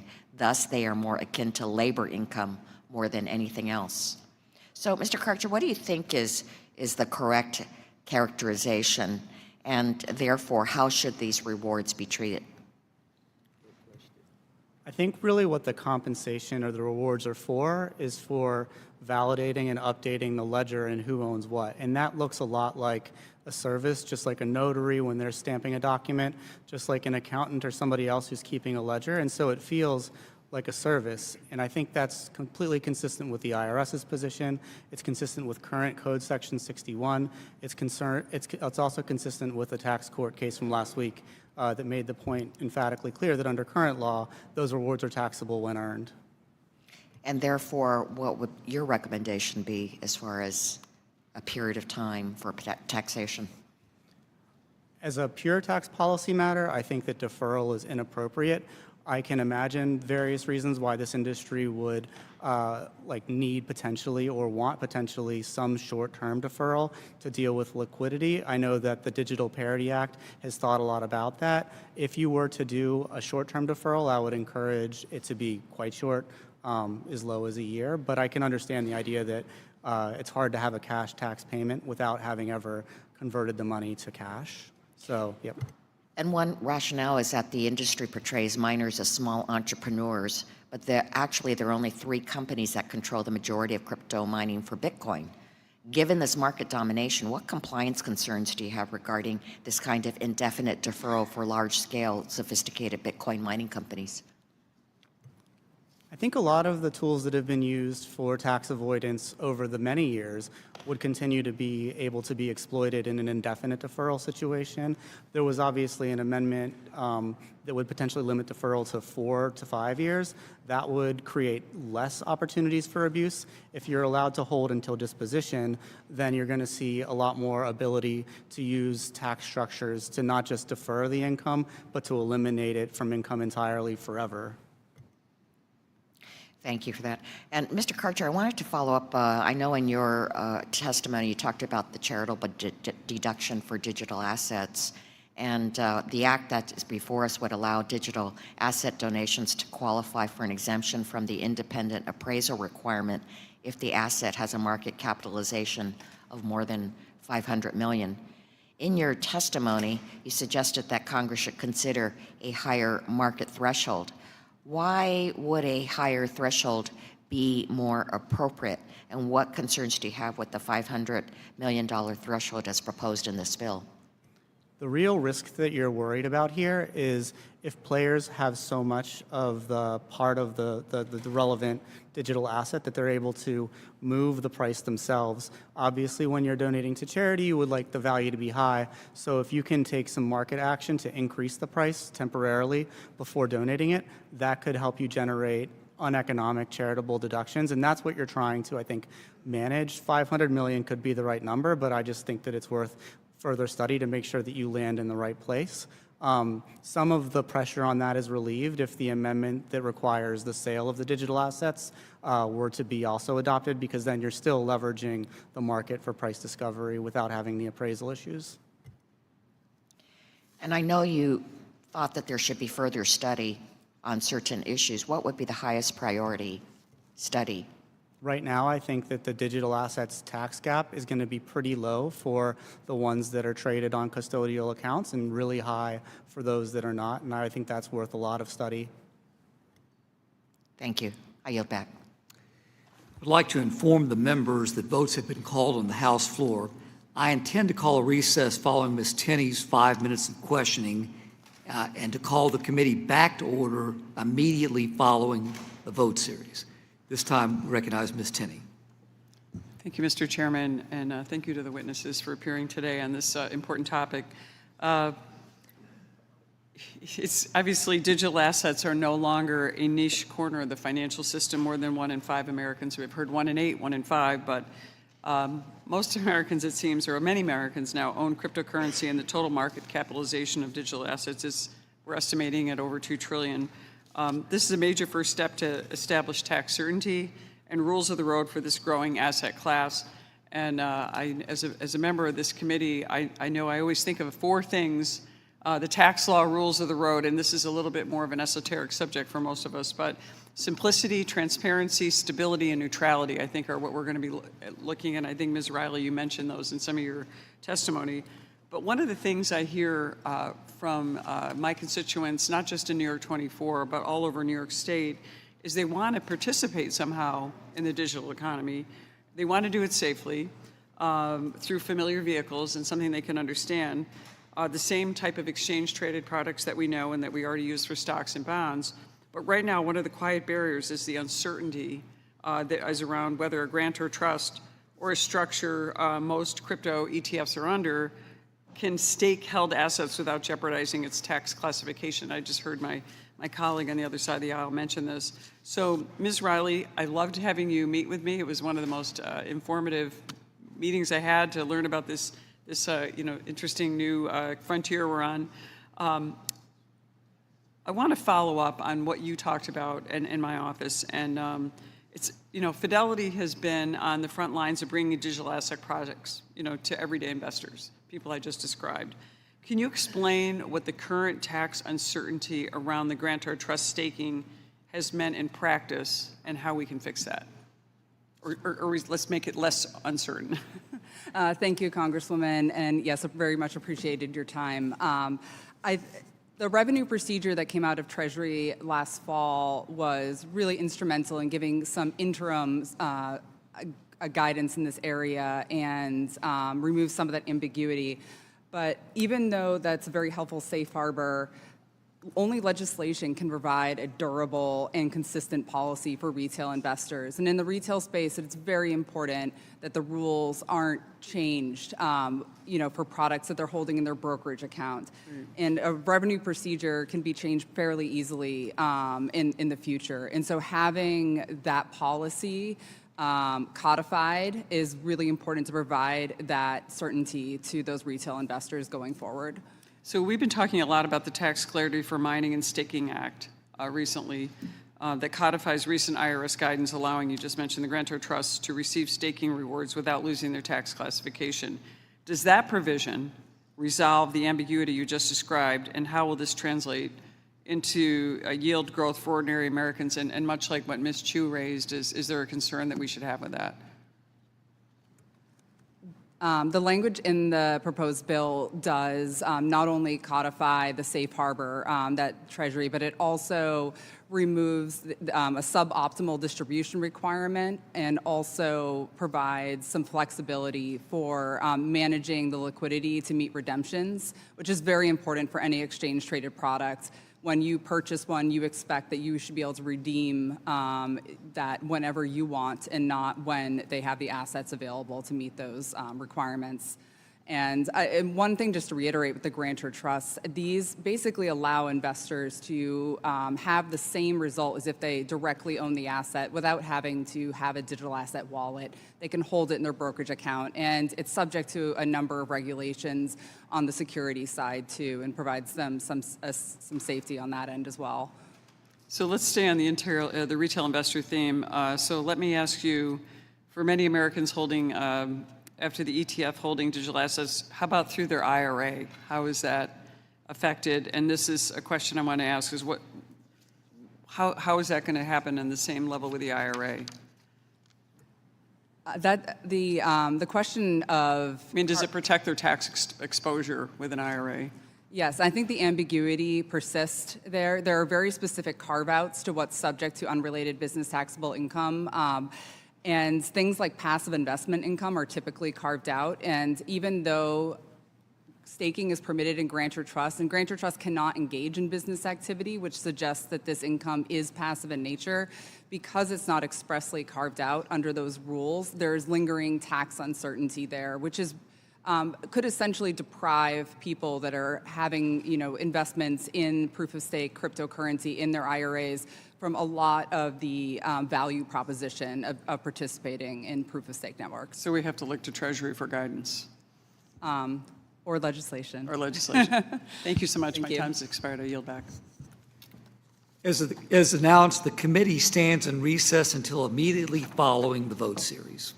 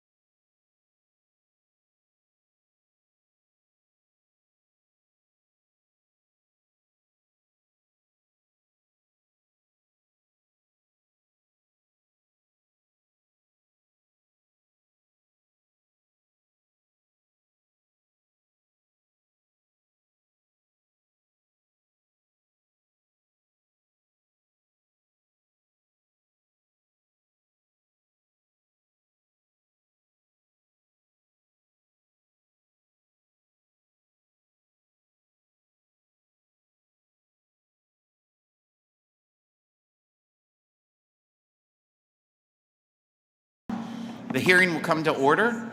Recognize Mr. Moore for 5 minutes. Thank you, Chairman. Thank you to our witnesses. This is an incredibly important conversation for us to be having that needs clarity, needs an ability for us to suss out this, and so your expertise has been very helpful today. The Charitable Deductions for Digital Assets Donations Act simplifies the process around charitable donations of digital assets while also providing parity between digital assets and other financial instruments with similar characteristics. As we know, the process around receiving a qualified appraisal before claiming a charitable deduction can be timely, costly, and confusing, of course, for taxpayers, even if the value is readily available. That's why the bill requires digital assets to meet certain requirements in order to avoid qualified appraisal requirement, thereby protecting charitable organizations from so-called sort of pump and dump schemes. Mr. Slotkin, do you think the language included in the Charitable Deductions for Digital Assets Donations Act adequately protects against these types of pump and dump schemes? Thank you for the question, Congressman. I absolutely do. I think it's a very good attempt at resolving the issue of pump and dump and providing simplification. So what it does is essentially creates equivalence and parity with financial services where there's already an exception for publicly traded stock. So there's an equivalent definition for widely traded digital assets with lots of protections built in to ensure that we're dealing with assets that have readily ascertainable values. So, for example, on the Coinbase exchange, we have price discovery, wide trading, people cannot manipulate. That's essentially impossible to do. So it basically ensures with those protections that charities are receiving rightfully what they were supposed to receive, and that taxpayers can't abuse the system in of itself. So it's parity, it's equivalence, and it's simplification, all rolled into one. Any hang-ups or snags that might come with this? I mean, you as you talk about it, it seems pretty straightforward, and but anything that you could see impeding us to be able to accomplish something like this? So there's been some debate over what's defined as market capitalization. In other words, the amount of the token and whether it should be, with the proposal in the bill, I think is rightfully $500 million. There's been a proposal to expand that to $10 billion. And I think we can agree or disagree about that number, about market cap.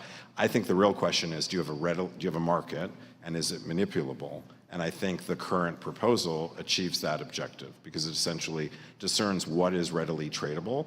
And by virtue of being a widely traded digital asset, the definition coherently provides the protections that we need.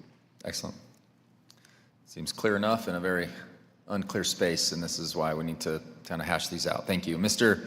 Somonsato, we have heard about a recent tax court case. Are you familiar with that case? Yes, mildly, I guess I will say. Yeah. What are your thoughts on the Paschal case and the legal certainty around staking? Has it been fairly described here? I guess whether it's been fairly described, it would be more, the position I would take is I don't think Congress should be relying on a single tax court case to come to this determination on this difficult issue. My understanding of the case is that it was a pro se litigant who was dealing on stipulated facts with the other side, and that the judge even lamented the lack of expert testimony on some of these topics. And moreover, the staking that was involved there involved a centralized institution between the taxpayer and the protocol here. And so there's like a lot of questions that a very straightforward, hey, the tax court found that staking rewards are income. I don't think you can take that legal certainty away from one such decision with kind of all of those factors at play. Excellent. Thank you so much. Appreciate it. And I yield back, Chairman. Ms. Moore.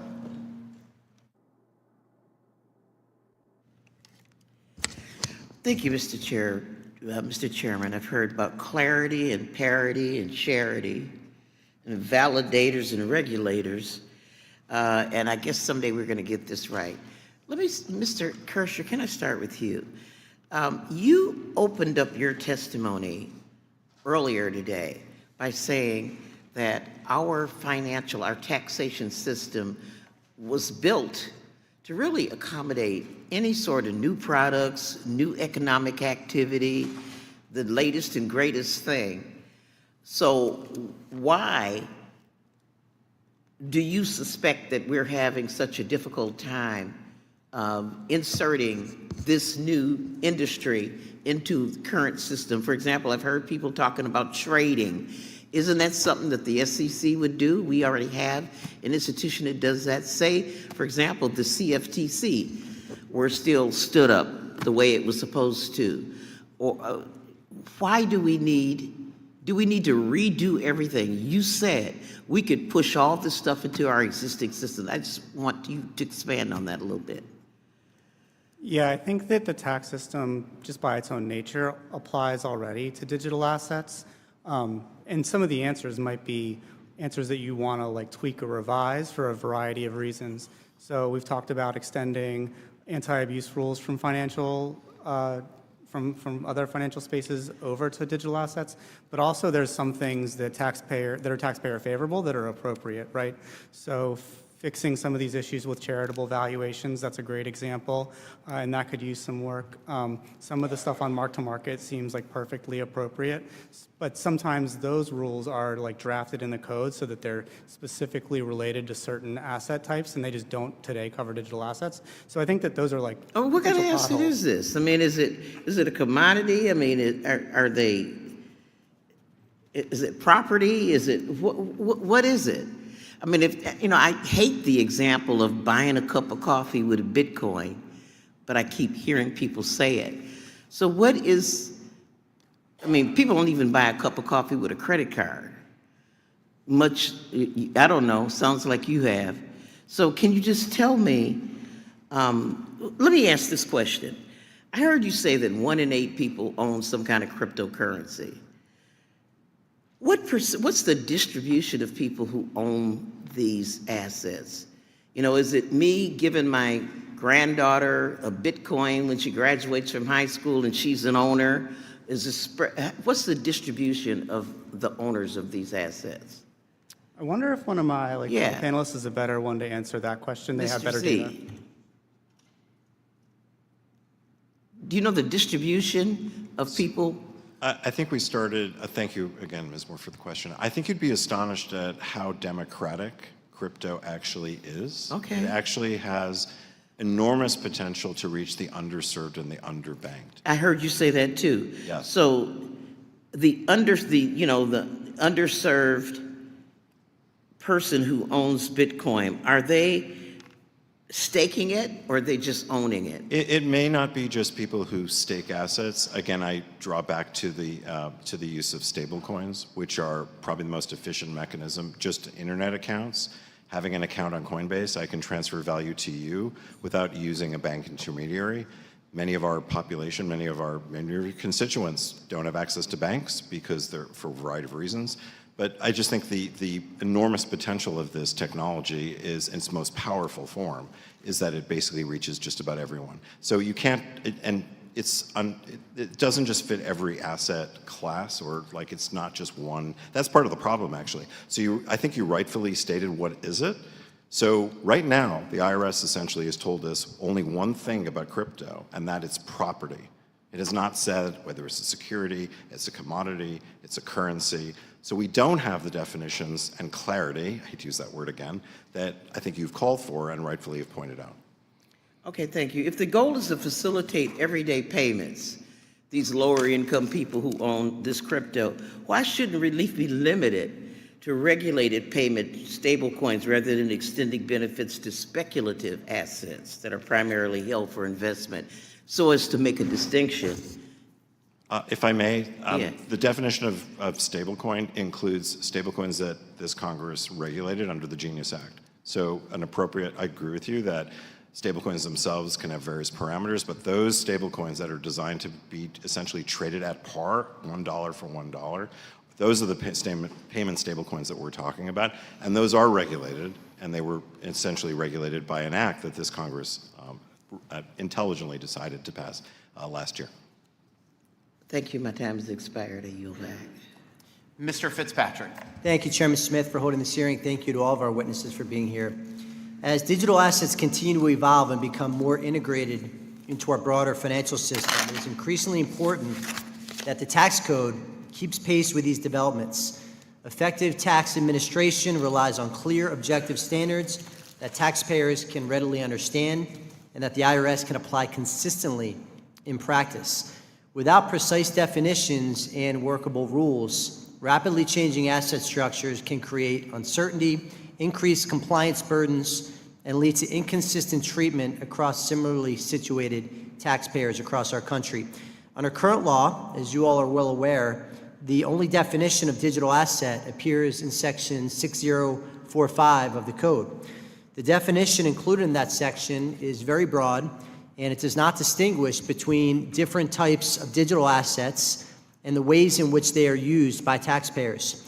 Obviously, this can create confusion for taxpayers who use digital assets and makes it hard to identify how certain transactions involving digital assets should be treated from the taxpayer's perspective. This series of legislation, as has been described by my colleagues, aims to distinguish between different types of digital assets in the code, defining terms like traded digital asset, widely traded digital asset, and tokenized assets. Ms. Riley, do you believe distinguishing between digital assets in this way is effective with the end goal of clarification and certainty for the U.S. taxpayer? Thank you for the question, Congressman. As you know, a part of the challenge of legislating on digital assets is that digital assets can have a variety of use cases. They can be used for investments, governance, payments, and business activities.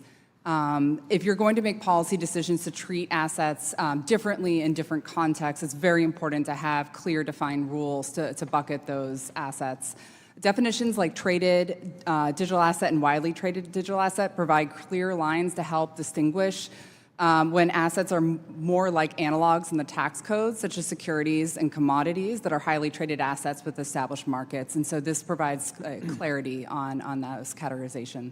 And zooming in on the tokenized asset definition, here it would apply to any digital asset in which more than an insignificant portion of its value is tied to the underlying asset, right, or interest, rather than the operation of the blockchain in which it is recorded. Again, to you, Ms. Riley, as it relates to this definition of tokenized asset, is it your belief that there are other considerations that should be made here? Just to note, I think under general tax principles, we generally consider tokenized assets to be treated consistently with the non-tokenized version for tax purposes, but having a definition like this is very helpful, especially in an area where we've had a lot of ambiguity, so this clarification is appreciated. The definition of tokenized digital assets specifically refers to, as you know, assets that derive much of their value from something other than the blockchain. So we're talking about real-world assets, and I think this definition captures that nicely, where it's referring to whether it's securities or something else, that distinguishing that from a digital asset that its value is on the blockchain. Thank you, Ms. Riley. I yield back, Mr. Chairman. Mr. Feenstra. Thank you, Chairman Smith, for holding this hearing today. And I just want to thank each of our witnesses. I want to tell you, you are the experts in the field. And it's exciting to hear and read your testimony. I'm actually really excited. I'm excited about the opportunity of what we have as a country going down these paths. I fully understand that we have a lot of uncertainty. And that's what we're trying to do today. We're trying to create an opportunity to create certainty and guardrails that we can create capital growth in our country. As we see, with uncertainty creates this area where people go offshore because they don't know how to handle all the things that we're doing. And we have an archaic system, and we're going to change that with the 7 bills that are out there that we're hoping to mark up. In Iowa, all right, I'm a farm kid. In Iowa, our farmers understand the idea of creating value by recognizing income. When a farmer plants corn, we don't tax them the day the corn comes out of the ground. We tax them when they actually sell their crop as realized income. Right now, digital asset miners and stakers can face taxes when they receive a newly credited digital asset even before they have sold it or realized the value of the asset. Okay, that's wrong. Congress, we have the responsibility to make sure our tax code keeps up with innovation like this while applying common sense principles that have worked for our industry over the decades when it comes to agriculture and many other things. Ms. Riley, thanks for being here. I would love to ask you about your company and how things are going and moving forward with this, because this is all new to you too, I'm sure, over the last decade. But can you explain why this legislation strikes the right balance to create a more consistent tax framework while ensure costs for these ordinary assets are properly accounted for through capitalization? I know you went through this shortly, but I want to hear it again. Thank you for the question, Congressman. And I think one thing that we're really looking for in this legislation is clarity on, the timing, character, and source of staking and mining and other validation rewards. And this legislation certainly addresses that. And I think it's also an acknowledgement of the reasonable arguments on both sides regarding the timing and how that should be treated under the tax code. And allowing for taxpayer electivity seems like an appropriate solution, especially given that there are pros and cons to the individual taxpayer as to whether that would actually be beneficial to them. Yeah, I agree. I mean, it gives them some certainty. They now will know how it's going to be taxed. I mean, it creates some forward-looking of, especially in your organization, of what they can account for, correct? Absolutely, and that's one of our goals in seeking legislation is we want to be able to report things accurately to our clients so that they can report things accurately on their tax returns. Yep. And this definitely provides clarity on those points. Yep. Mr. Samancero, I want to ask you sort of the same question. Obviously, compliance and complexity, it just seems like we're so deep in the weeds on paperwork right now, especially when it comes to 1099s under $10 and all this stuff. Could you explain how the legislation before us establishes clarity in transaction using digital assets and accounting for gain or loss so Americans can confidently participate in digital asset economy? Yes, I think there's a few important ways that the bills do that. One that we've talked about a decent amount is the idea of excluding gains from the stablecoin calculations and from the gas payments, which is really important. I think perhaps more interestingly is the simplified accounting methods that are also included in that same bill, which basically take on the recognition that people are making numerous transactions with these, whether they look like payments, whether they look like trades or buying something like an NFT, and trying to come up with a system whereby we can simplify that for the individual taxpayer, and doing that through basically understanding, their total gains throughout the year and crediting, certain dispositions and sales throughout. Creates a system that would make it much easier on the average individual to be able to take on the task of trying to figure out what the tax liability looks like for so many transactions. I think more people will engage. Right. I mean, and right now the system is so complex that a lot of people don't engage, they don't understand it, and they're worried about it, and I think these bills will help that. So I'm excited. I mean, it'll create capital growth in our country and not seeing it go overseas. So thank you again for each one of your thoughts and your witness testimony. Thank you. I yield back. Mr. Swazi. Thank you, Mr. Chairman. Thank you to the witnesses for all the time you spent here today. People have been in and out of these hearings all day because we've had so many things going on here in Capitol Hill. And I'm a pretty well-educated person. I'm trained as a lawyer and a CPA. I'm a member of the United States Congress on the Ways and Means Committee, and I really don't understand cryptocurrency that well. And I think that I speak for many American people that they really don't understand cryptocurrency that well. But we're today talking about what kind of tax policy can we establish here in our country, because we have a couple goals. Number one is cryptocurrency is not going away, so if it's going to succeed in the world, we'd like America to be at the forefront of that success. And clear tax policy will be an important part of making sure that America does remain successful. Another concern of the American people is that they're concerned that because they don't understand this and that cryptocurrency is decentralized, it's harder to track. And they're worried about illicit transactions taking place utilizing cryptocurrency as opposed to the traditional currency and banking methods. So I just want to ask you guys a couple different questions. Can you first, one of you, maybe you, Mr. Katcher, tell me the difference between meme coin, stable coin, and Bitcoin. And you have to make it very brief because I only have a few minutes. A stablecoin is the place to start. It feels the most of the bunch like a fiat currency in the sense that it is supposed to... By a fiat currency, you mean? Like the US dollar, like a government-issued currency, in the sense that it is meant to track and be pegged to the dollar. Bitcoin is, I would say, more like a different kind of asset. It can rise or lower in value. More like an equity? More like an equity. Some people say gold, but those are probably the two most common parallels that I hear. A meme coin is neither of those things. It's more like a meme stock, right? A sort of an asset class where there's nothing inherent to the value at all that is Would you say that any one of those three types of cryptocurrency are more attractive than the others? I think that the one that's the most attractive in terms of potential like use for the things that people talk about buying stuff, stable coins seem like they have the most promise. What about you, Mr. Samasanto? Would you say that one of those is more attractive than the others? I think attractive in terms of use cases for a blockchain network. What's good for America and good for our economy of those three, or are they all good? I guess I leave it up to the individuals who are using these assets to define what's leadership, good for them. Mr. Samasanto. Okay, Mr. Zlatkin, what would you say?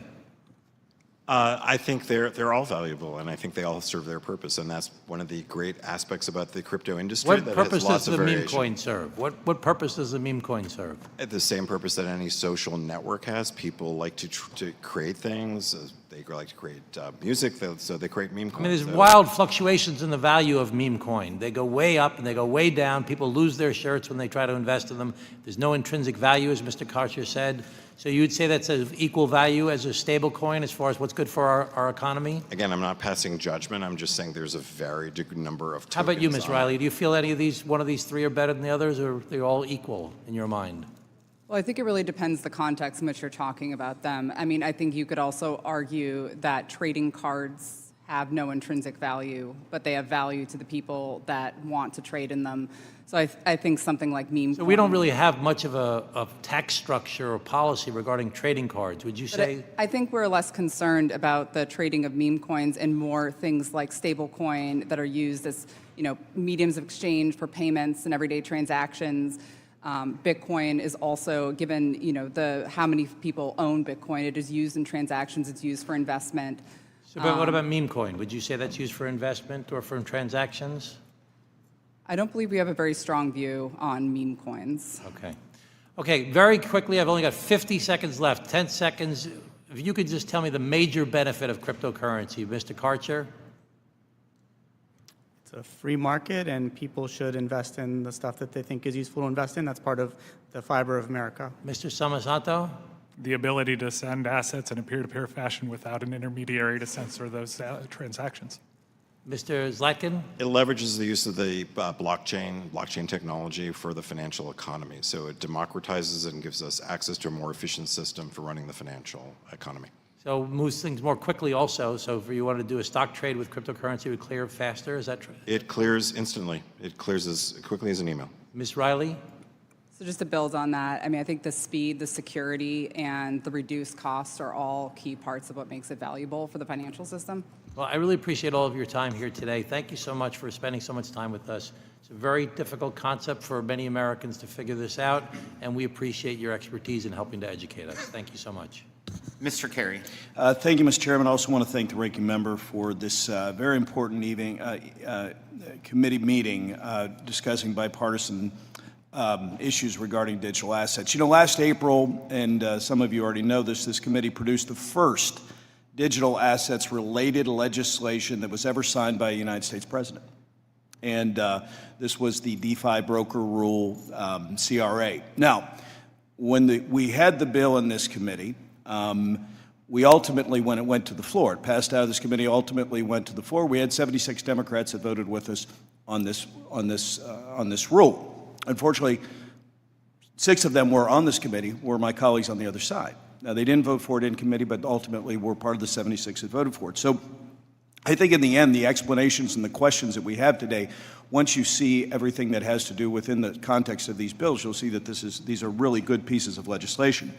One area that I'm particularly interested in, obviously I'm carrying it, which is the Clarified Mining Staking Act. But I just want to kind of maybe focus on that a little bit. So, Mr. Samansano, can you very, very briefly explain, and I think this is important, and my colleague just asked you to kind of clearly say what is good and what is bad, but if you could just explain these terms, okay, for not just members of this committee, but people that may be watching, explain mining and staking to those people that may be unfamiliar with what those terms actually mean.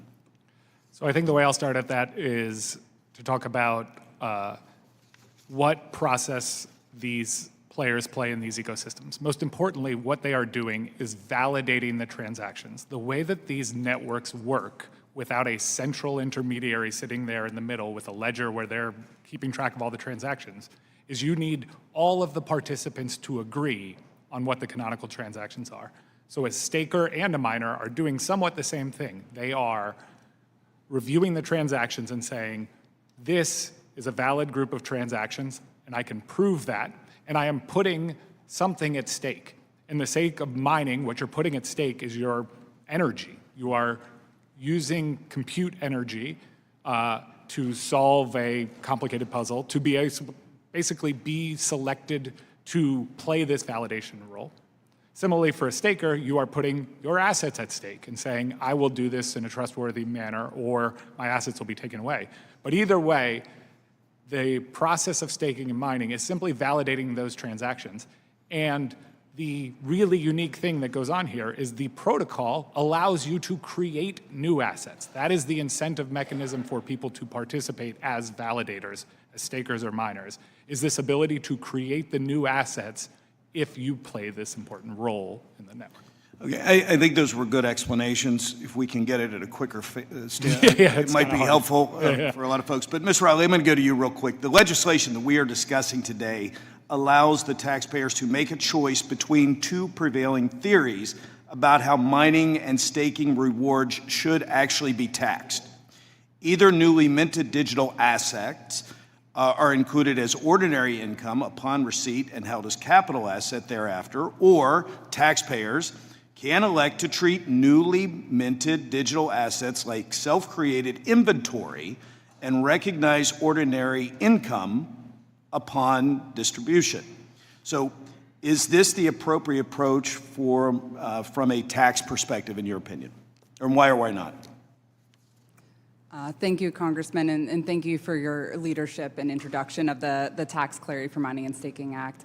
I think that there are reasonable arguments on both sides of the equation here, and the option of having an taxpayer electivity seems like an appropriate way to balance.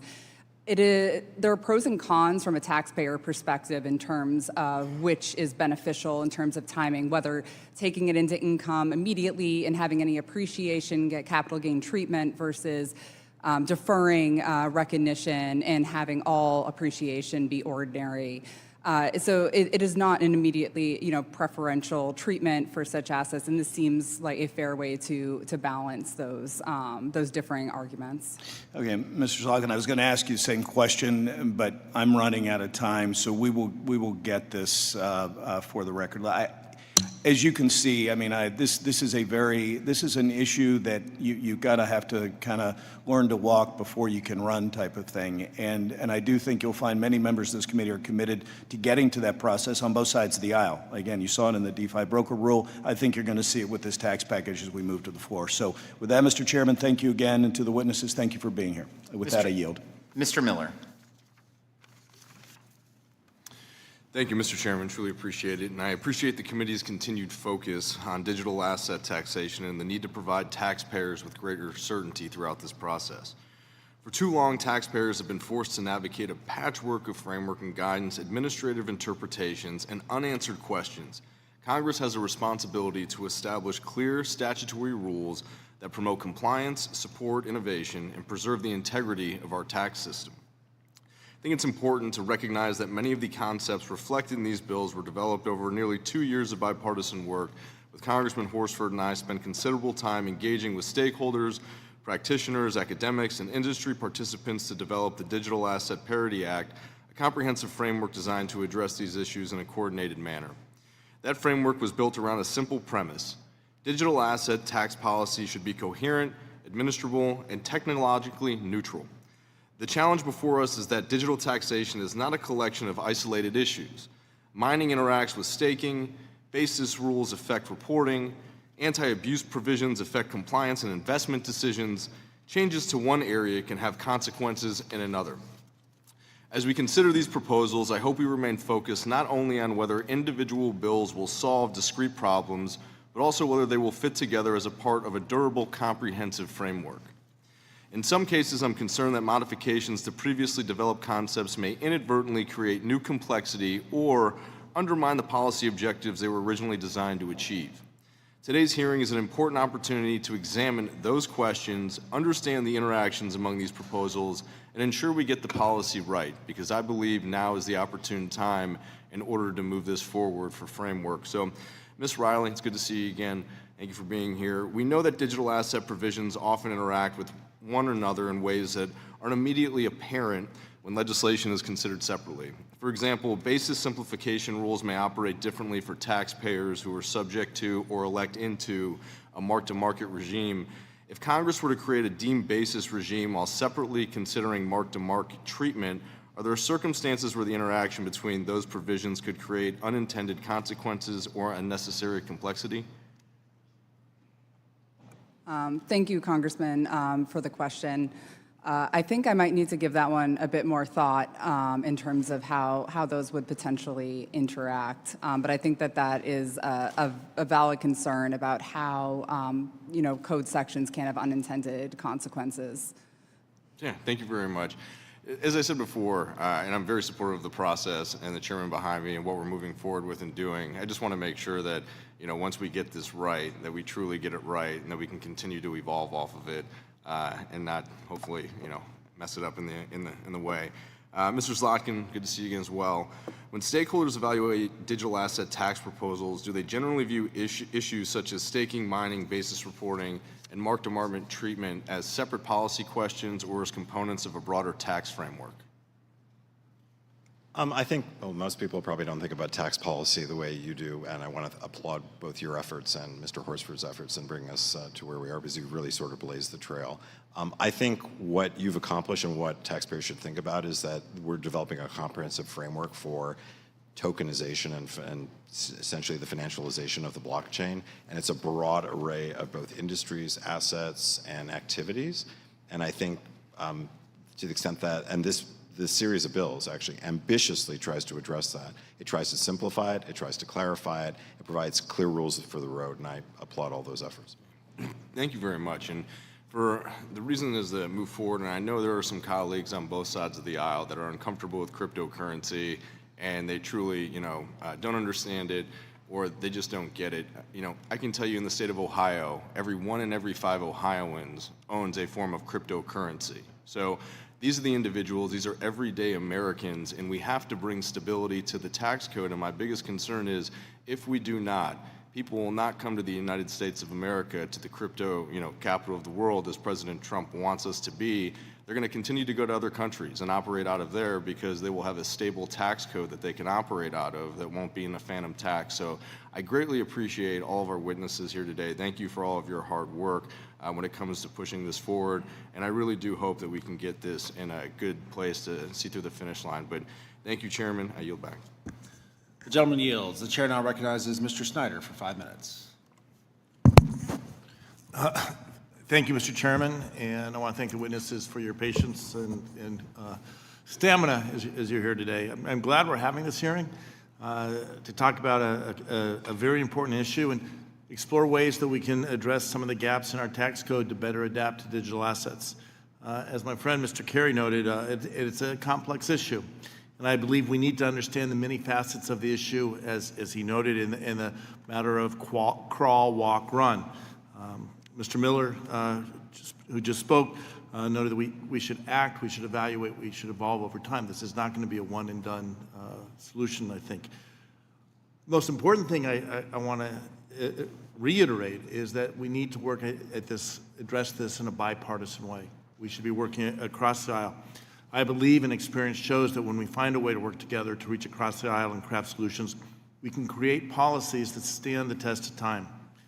And Being perfectly honest, that's why I'm disappointed that we're here today discussing a number of partisan bills that were dropped at the 11th hour when the committee has a bipartisan proposal already drafted that they're choosing to ignore. I think it's unfortunate that the majority would rather draft their own bill behind closed doors than find true bipartisan consensus working with everyone on this committee. I know members on both sides there want to work on the best solution here, and I know that they know that the only chance for a durable solution is if we work together. Representatives Horsford and Miller have been working diligently for over a year to craft a sensible bipartisan solution. That's the proposal that we should be considering at this hearing today. A bipartisan path forward is the only way we can ensure the changes we make to the tax code are durable. And when it comes to changing the tax code, durability should be one of our top priorities to give certainty and clarity as people plan for the future. We should be focused on making improvements to address some of the outstanding questions for adapting the tax code for digital assets that make sense and clear barriers for people in this space. We should be focused on providing clarity to taxpayers and to companies so everyone knows what is expected of them and what they can expect when it comes time to file. And the industry is able to grow, as Mr. Miller said, here in the United States. We should be focused on reducing or streamlining unnecessarily burdensome paperwork where it makes sense. We should be focused on providing parity where it makes sense too, and put up guardrails to prevent abuse without curtailing digital assets entirely. We can thread this needle. We can find common ground on how to best address these issues if we are targeted and if we work together across the aisle. And I wish that's what we were doing today in this hearing, looking at a bipartisan proposal. With my little bit of time left, let me turn to you, Mr. Kircher. You've spoken about some of the concerns in this proposal. What, in your view, in these proposed bills or what might be left out, what concerns you most? What haven't we touched today that we need to? What should we be focused on as we walk away today, considering our next steps? I think given the mobile nature of the assets and the risk of tax noncompliance when you don't have good information reporting and the attendant concerns about money laundering, illicit finance, and other nefarious activities, including drug trafficking, the real focus or a good use of focus would be trying to solve that problem through whether it be tax reporting or additional AML, KYC type rules, but really closing the remaining digital tax gap and also reducing the risks of illicit finance and other nefarious activities. That would be a really good use of the members' time. You know, I appreciate that. You know, my concern is if we let the nefarious activities consume us, if it rises to the crisis or it's what's on the front pages of the news, it takes us away from focusing on the policies that will move us forward in a positive way. I'm going to do something unusual. I know the hour's late and everyone's probably tired. I'm going to yield back almost a minute of my time. I yield back. The gentleman yields. I now recognize myself for 5 minutes. Thank you to our witnesses for being here today. In 2025, digital asset market capitalization totaled $3 trillion. These estimates show up to 30% of American adults own digital assets. Under the current tax code, digital asset users face high administrative burdens and opaque guidelines.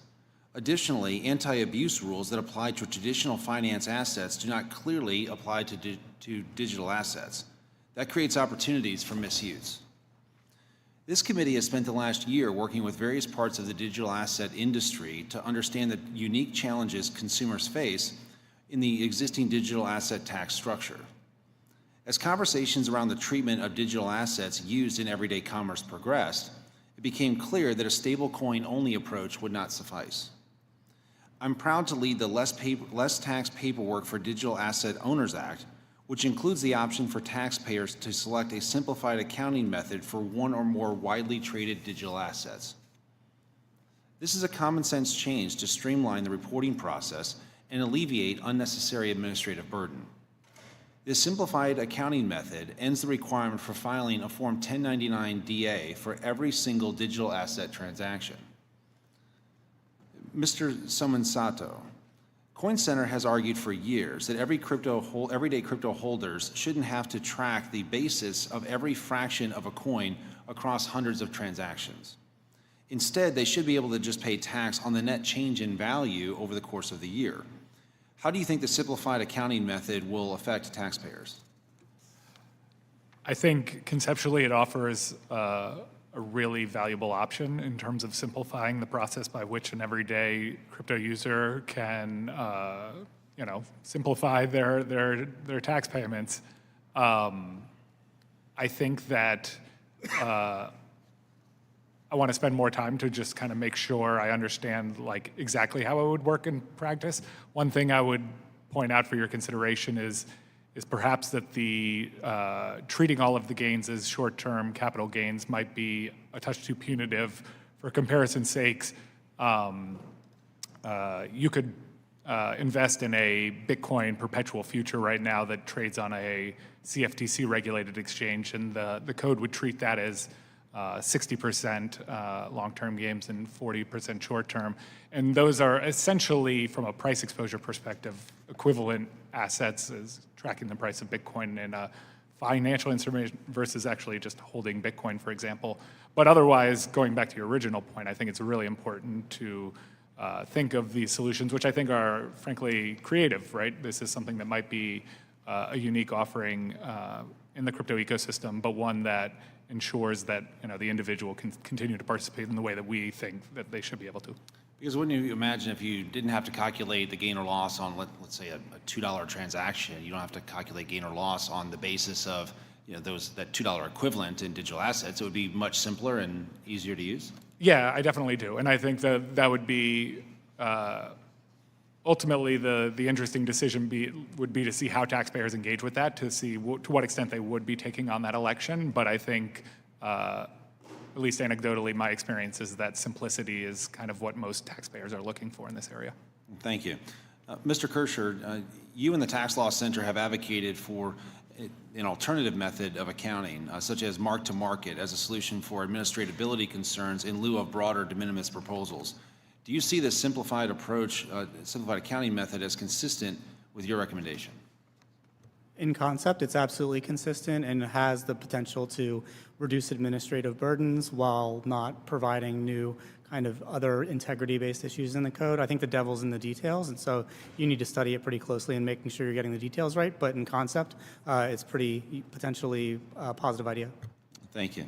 The bills we're considering today make meaningful changes to provide clarity to consumers, to businesses, and to other stakeholders that work with digital assets. Creating more clarity in a defined tax structure will lead to reduced administrative burden as well as better compliance. That's essential to fostering innovation and allowing digital assets to thrive in the United States and not force them abroad. Thank you all again for being here today, and I yield back. I now recognize Mr. Byer for 5 minutes. Mr. Chairman, thank you very much, and Ranking Member. And thank you all for staying until the very bitter end. You'll discover the halls are empty when you walk inside the door. Mr. Kircher, in your analysis of the Less Tax Paperwork for Digital Asset Owners Act, you discussed the challenges the IRS is going to have in the proposed mark-to-market regime for non-stable coin digital assets. And you mentioned that the IRS has lost about a quarter of its staff, 3/4 of its leadership in the last year and a half. We have had the acting director in here a number of times, pushing him pretty hard, just about the depleted capacity to write timely guidance and carry out the enforcement functions. So just general, if they don't reverse the cuts to the IRS, what would you expect the results to be? How much trouble is the IRS going to have implementing the proposals? Could we see more evasion and abuse as a result? I think without proper funding, it makes it harder for Treasury and the IRS to implement any new law, and that's a combination of the guidance, but also the systems necessary to implement simplified reporting and other kinds of things. Absolutely, on the enforcement side, with reduced resources, you'll almost certainly see reduced revenue as well. My first job at the IRS, I was working on the Foreign Account Tax Compliance Act, and that was a bipartisan bill that came with implementation money on a bipartisan basis. So that's something that could be appropriate and worth study. Should we consider asking the GAO to look into the capacity of the IRS and their recommendations? GAO or TIGTA, I think, would be very appropriate to ask those kinds of questions too. I mean, there is a question of where sort of the breaking point is and what is and isn't possible on a reasonable time frame, and what the trade-offs and risks are of trying to move something without having the resources there to actually do it. Thank you. And Ms. Riley, first of all, thank you. when I signed on to the No Stock Trading Act 4 years ago. I had to sell the stock I had. Thank goodness Fidelity was there to give us that cover and a good place to invest too. The End Digital Asset Tax Shelters Act was intended to curtail the tax dodge what we're seeing the crypto investors in Puerto Rico misusing their Act 60. It's been interesting looking at Representative Velasquez has legislation that would ensure that any sale of digital assets or a stake in a digital asset is treated as U.S. source income, ensuring that all sales of digital assets are taxed at the full U.S. capital gains tax rate. The legislation we have before us is slightly different in that it says that it's considered U.S. sourced unless the gain is taxed at a rate of 10% or more in Puerto Rico. We assume that Puerto Rico would modify its tax code to be at least 10%, but there still could be incentive for investors to take advantage of the differential between the new Puerto Rico tax rate and the U.S. capital gains tax rate, which is 20% for long term at least. What are your impressions about both approaches? Where's the wiser way to go? Thank you, Congressman, for the question. And I think that is something that we are looking into and thinking about. This is certainly a complex area of law and understanding what the potential implications could be. I do think it's important that we are addressing this, and I think we would need to see, is this preferential in any way as compared to other assets? Because I think the focus is on treating crypto no better and no worse than comparable assets. Great. Thank you very much.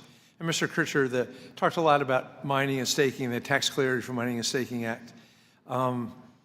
As you mentioned, this creates a variety of problems. The principle of parity among asset classes, which I confess I know is very complicated just listening today. The administratability challenges, the potential for abuse.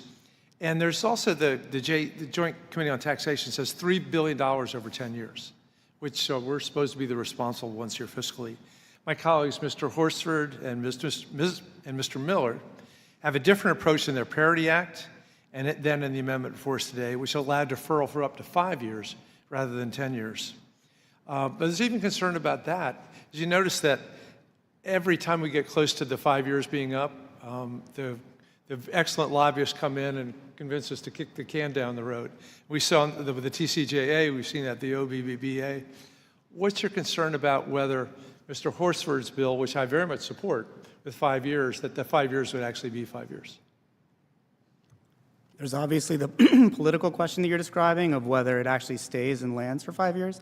I think there are ways to make relatively small modifications to that bill to make that kind of irrelevant. You could do an interest charge or something to provide full parity. I think that the Digital Parity Act is very close to full parity today, but if you added an interest charge, it would probably be true economic parity, and that puts less pressure on that question. Great. Thank you very much. My time's up, and I yield back. Thank you. The gentleman yields. The chairman now recognizes Mr. Horsford for 5 minutes. Thank the chairman for yielding, and it's been a good, productive afternoon. And first, we've heard broad agreement throughout today that taxpayers deserve clarity. The question is not whether we modernize the tax code. The question is whether modernization is grounded in parity, fairness, and economic reality. We should fix genuine compliance challenges. We should also support innovation. And I believe that we can do both of those things while not creating a tax advantage that is unavailable to certain taxpayers, other investments, or other forms of income. Congress should reward innovation, not tax arbitrage. For the past year, Representative Miller and myself, as well as our dedicated staff, have been publicly working on digital asset taxation legislation. There are 3 principles that grounded our work and will be my focus of my questions today. First is on digital assets. They should have parity with existing financial instruments. Where there is uncertainty, we need to address that. Second, we need to solve for the problem, solving that problem should not create another problem. We cannot create special tax loopholes. And third, we must ensure that any benefits reflect economic reality. For this package to stand the test of time, it must be fair, administrable, and resistant to abuse. I want to thank Chairman Smith for adding my amendment that includes those changes that I've been advocating for. And let me be clear, the changes that I'm asking for have been publicly vetted and socialized with stakeholders. These are the minimum to get my support for this package. But there are still more changes that must be done to get this policy right, and several of you have identified some today. As the chairman has said, we are on the 1 yard line, and if we want to meaningfully do this together, we have to work together to accomplish that. But let me start with validation rewards. Under current law, when someone receives a validation reward and can use it, sell it, or control it, they generally owe tax on it at that point. Is that correct? Yes or no? All the panelists. Very quickly. Yes. I would disagree that the law as applied is correct right now. Okay. I think it's unclear, and therefore I think your attempt to try and achieve balance with that by having an election is a sensible one. I agree with Mr. Zlotkin's explanation. Thank you. For the past year, I've heard concerns about people owing tax before they have practical access to cash from those rewards to pay the tax. Some have referred to this as a phantom tax. I think that is a fair concern.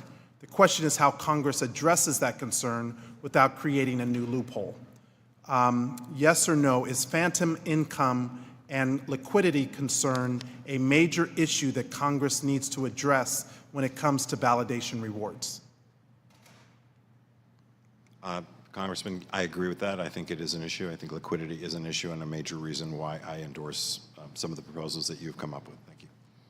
And Congressman, I believe that there are issues in determining when there is appropriate dominion control, and it presents challenges about when this should be taken into income, and it does present issues of liquidity and being able to meet one's tax burden.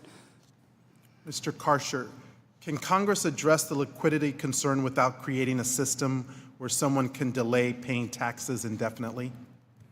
Yes, I think that sort of short time-limited deferral can address liquidity without permanent or indefinite deferral. That's certainly the case. That would still be a little bit different than the normal current treatment, but if your focus was liquidity, that would be your tool. And if Congress created that kind of unlimited deferral rule here, would that be more favorable tax treatment than what most workers receive on wages or what ordinary investors receive in a 401k, for example? It would be definitely more favorable than wages, which are taxed immediately. It would be more favorable than any stock held in a brokerage account, and it would probably be more favorable in many cases than even stocks held in a retirement account, because you wouldn't have the required minimum distribution rules apply. Very quickly, with the indulgence of the chair, I just want to ask about charitable deductions. I'm not here to oppose charitable giving. I want to make sure that the deduction reflects the real economic value the charity can actually receive. Mr. Karsher, at the end of the day, isn't it the clearest measure of value what a charity is actually able to receive when it sells an asset? Yes, using the third-party market transaction is the best price discovery we have. Congress has dealt with valuation disputes for years involving hard-to-value assets, and that's why we need to get that portion right. I'll just close by saying, if Congress does nothing, regulators, courts, and offshore markets will define the rules instead. Inaction is not neutrality.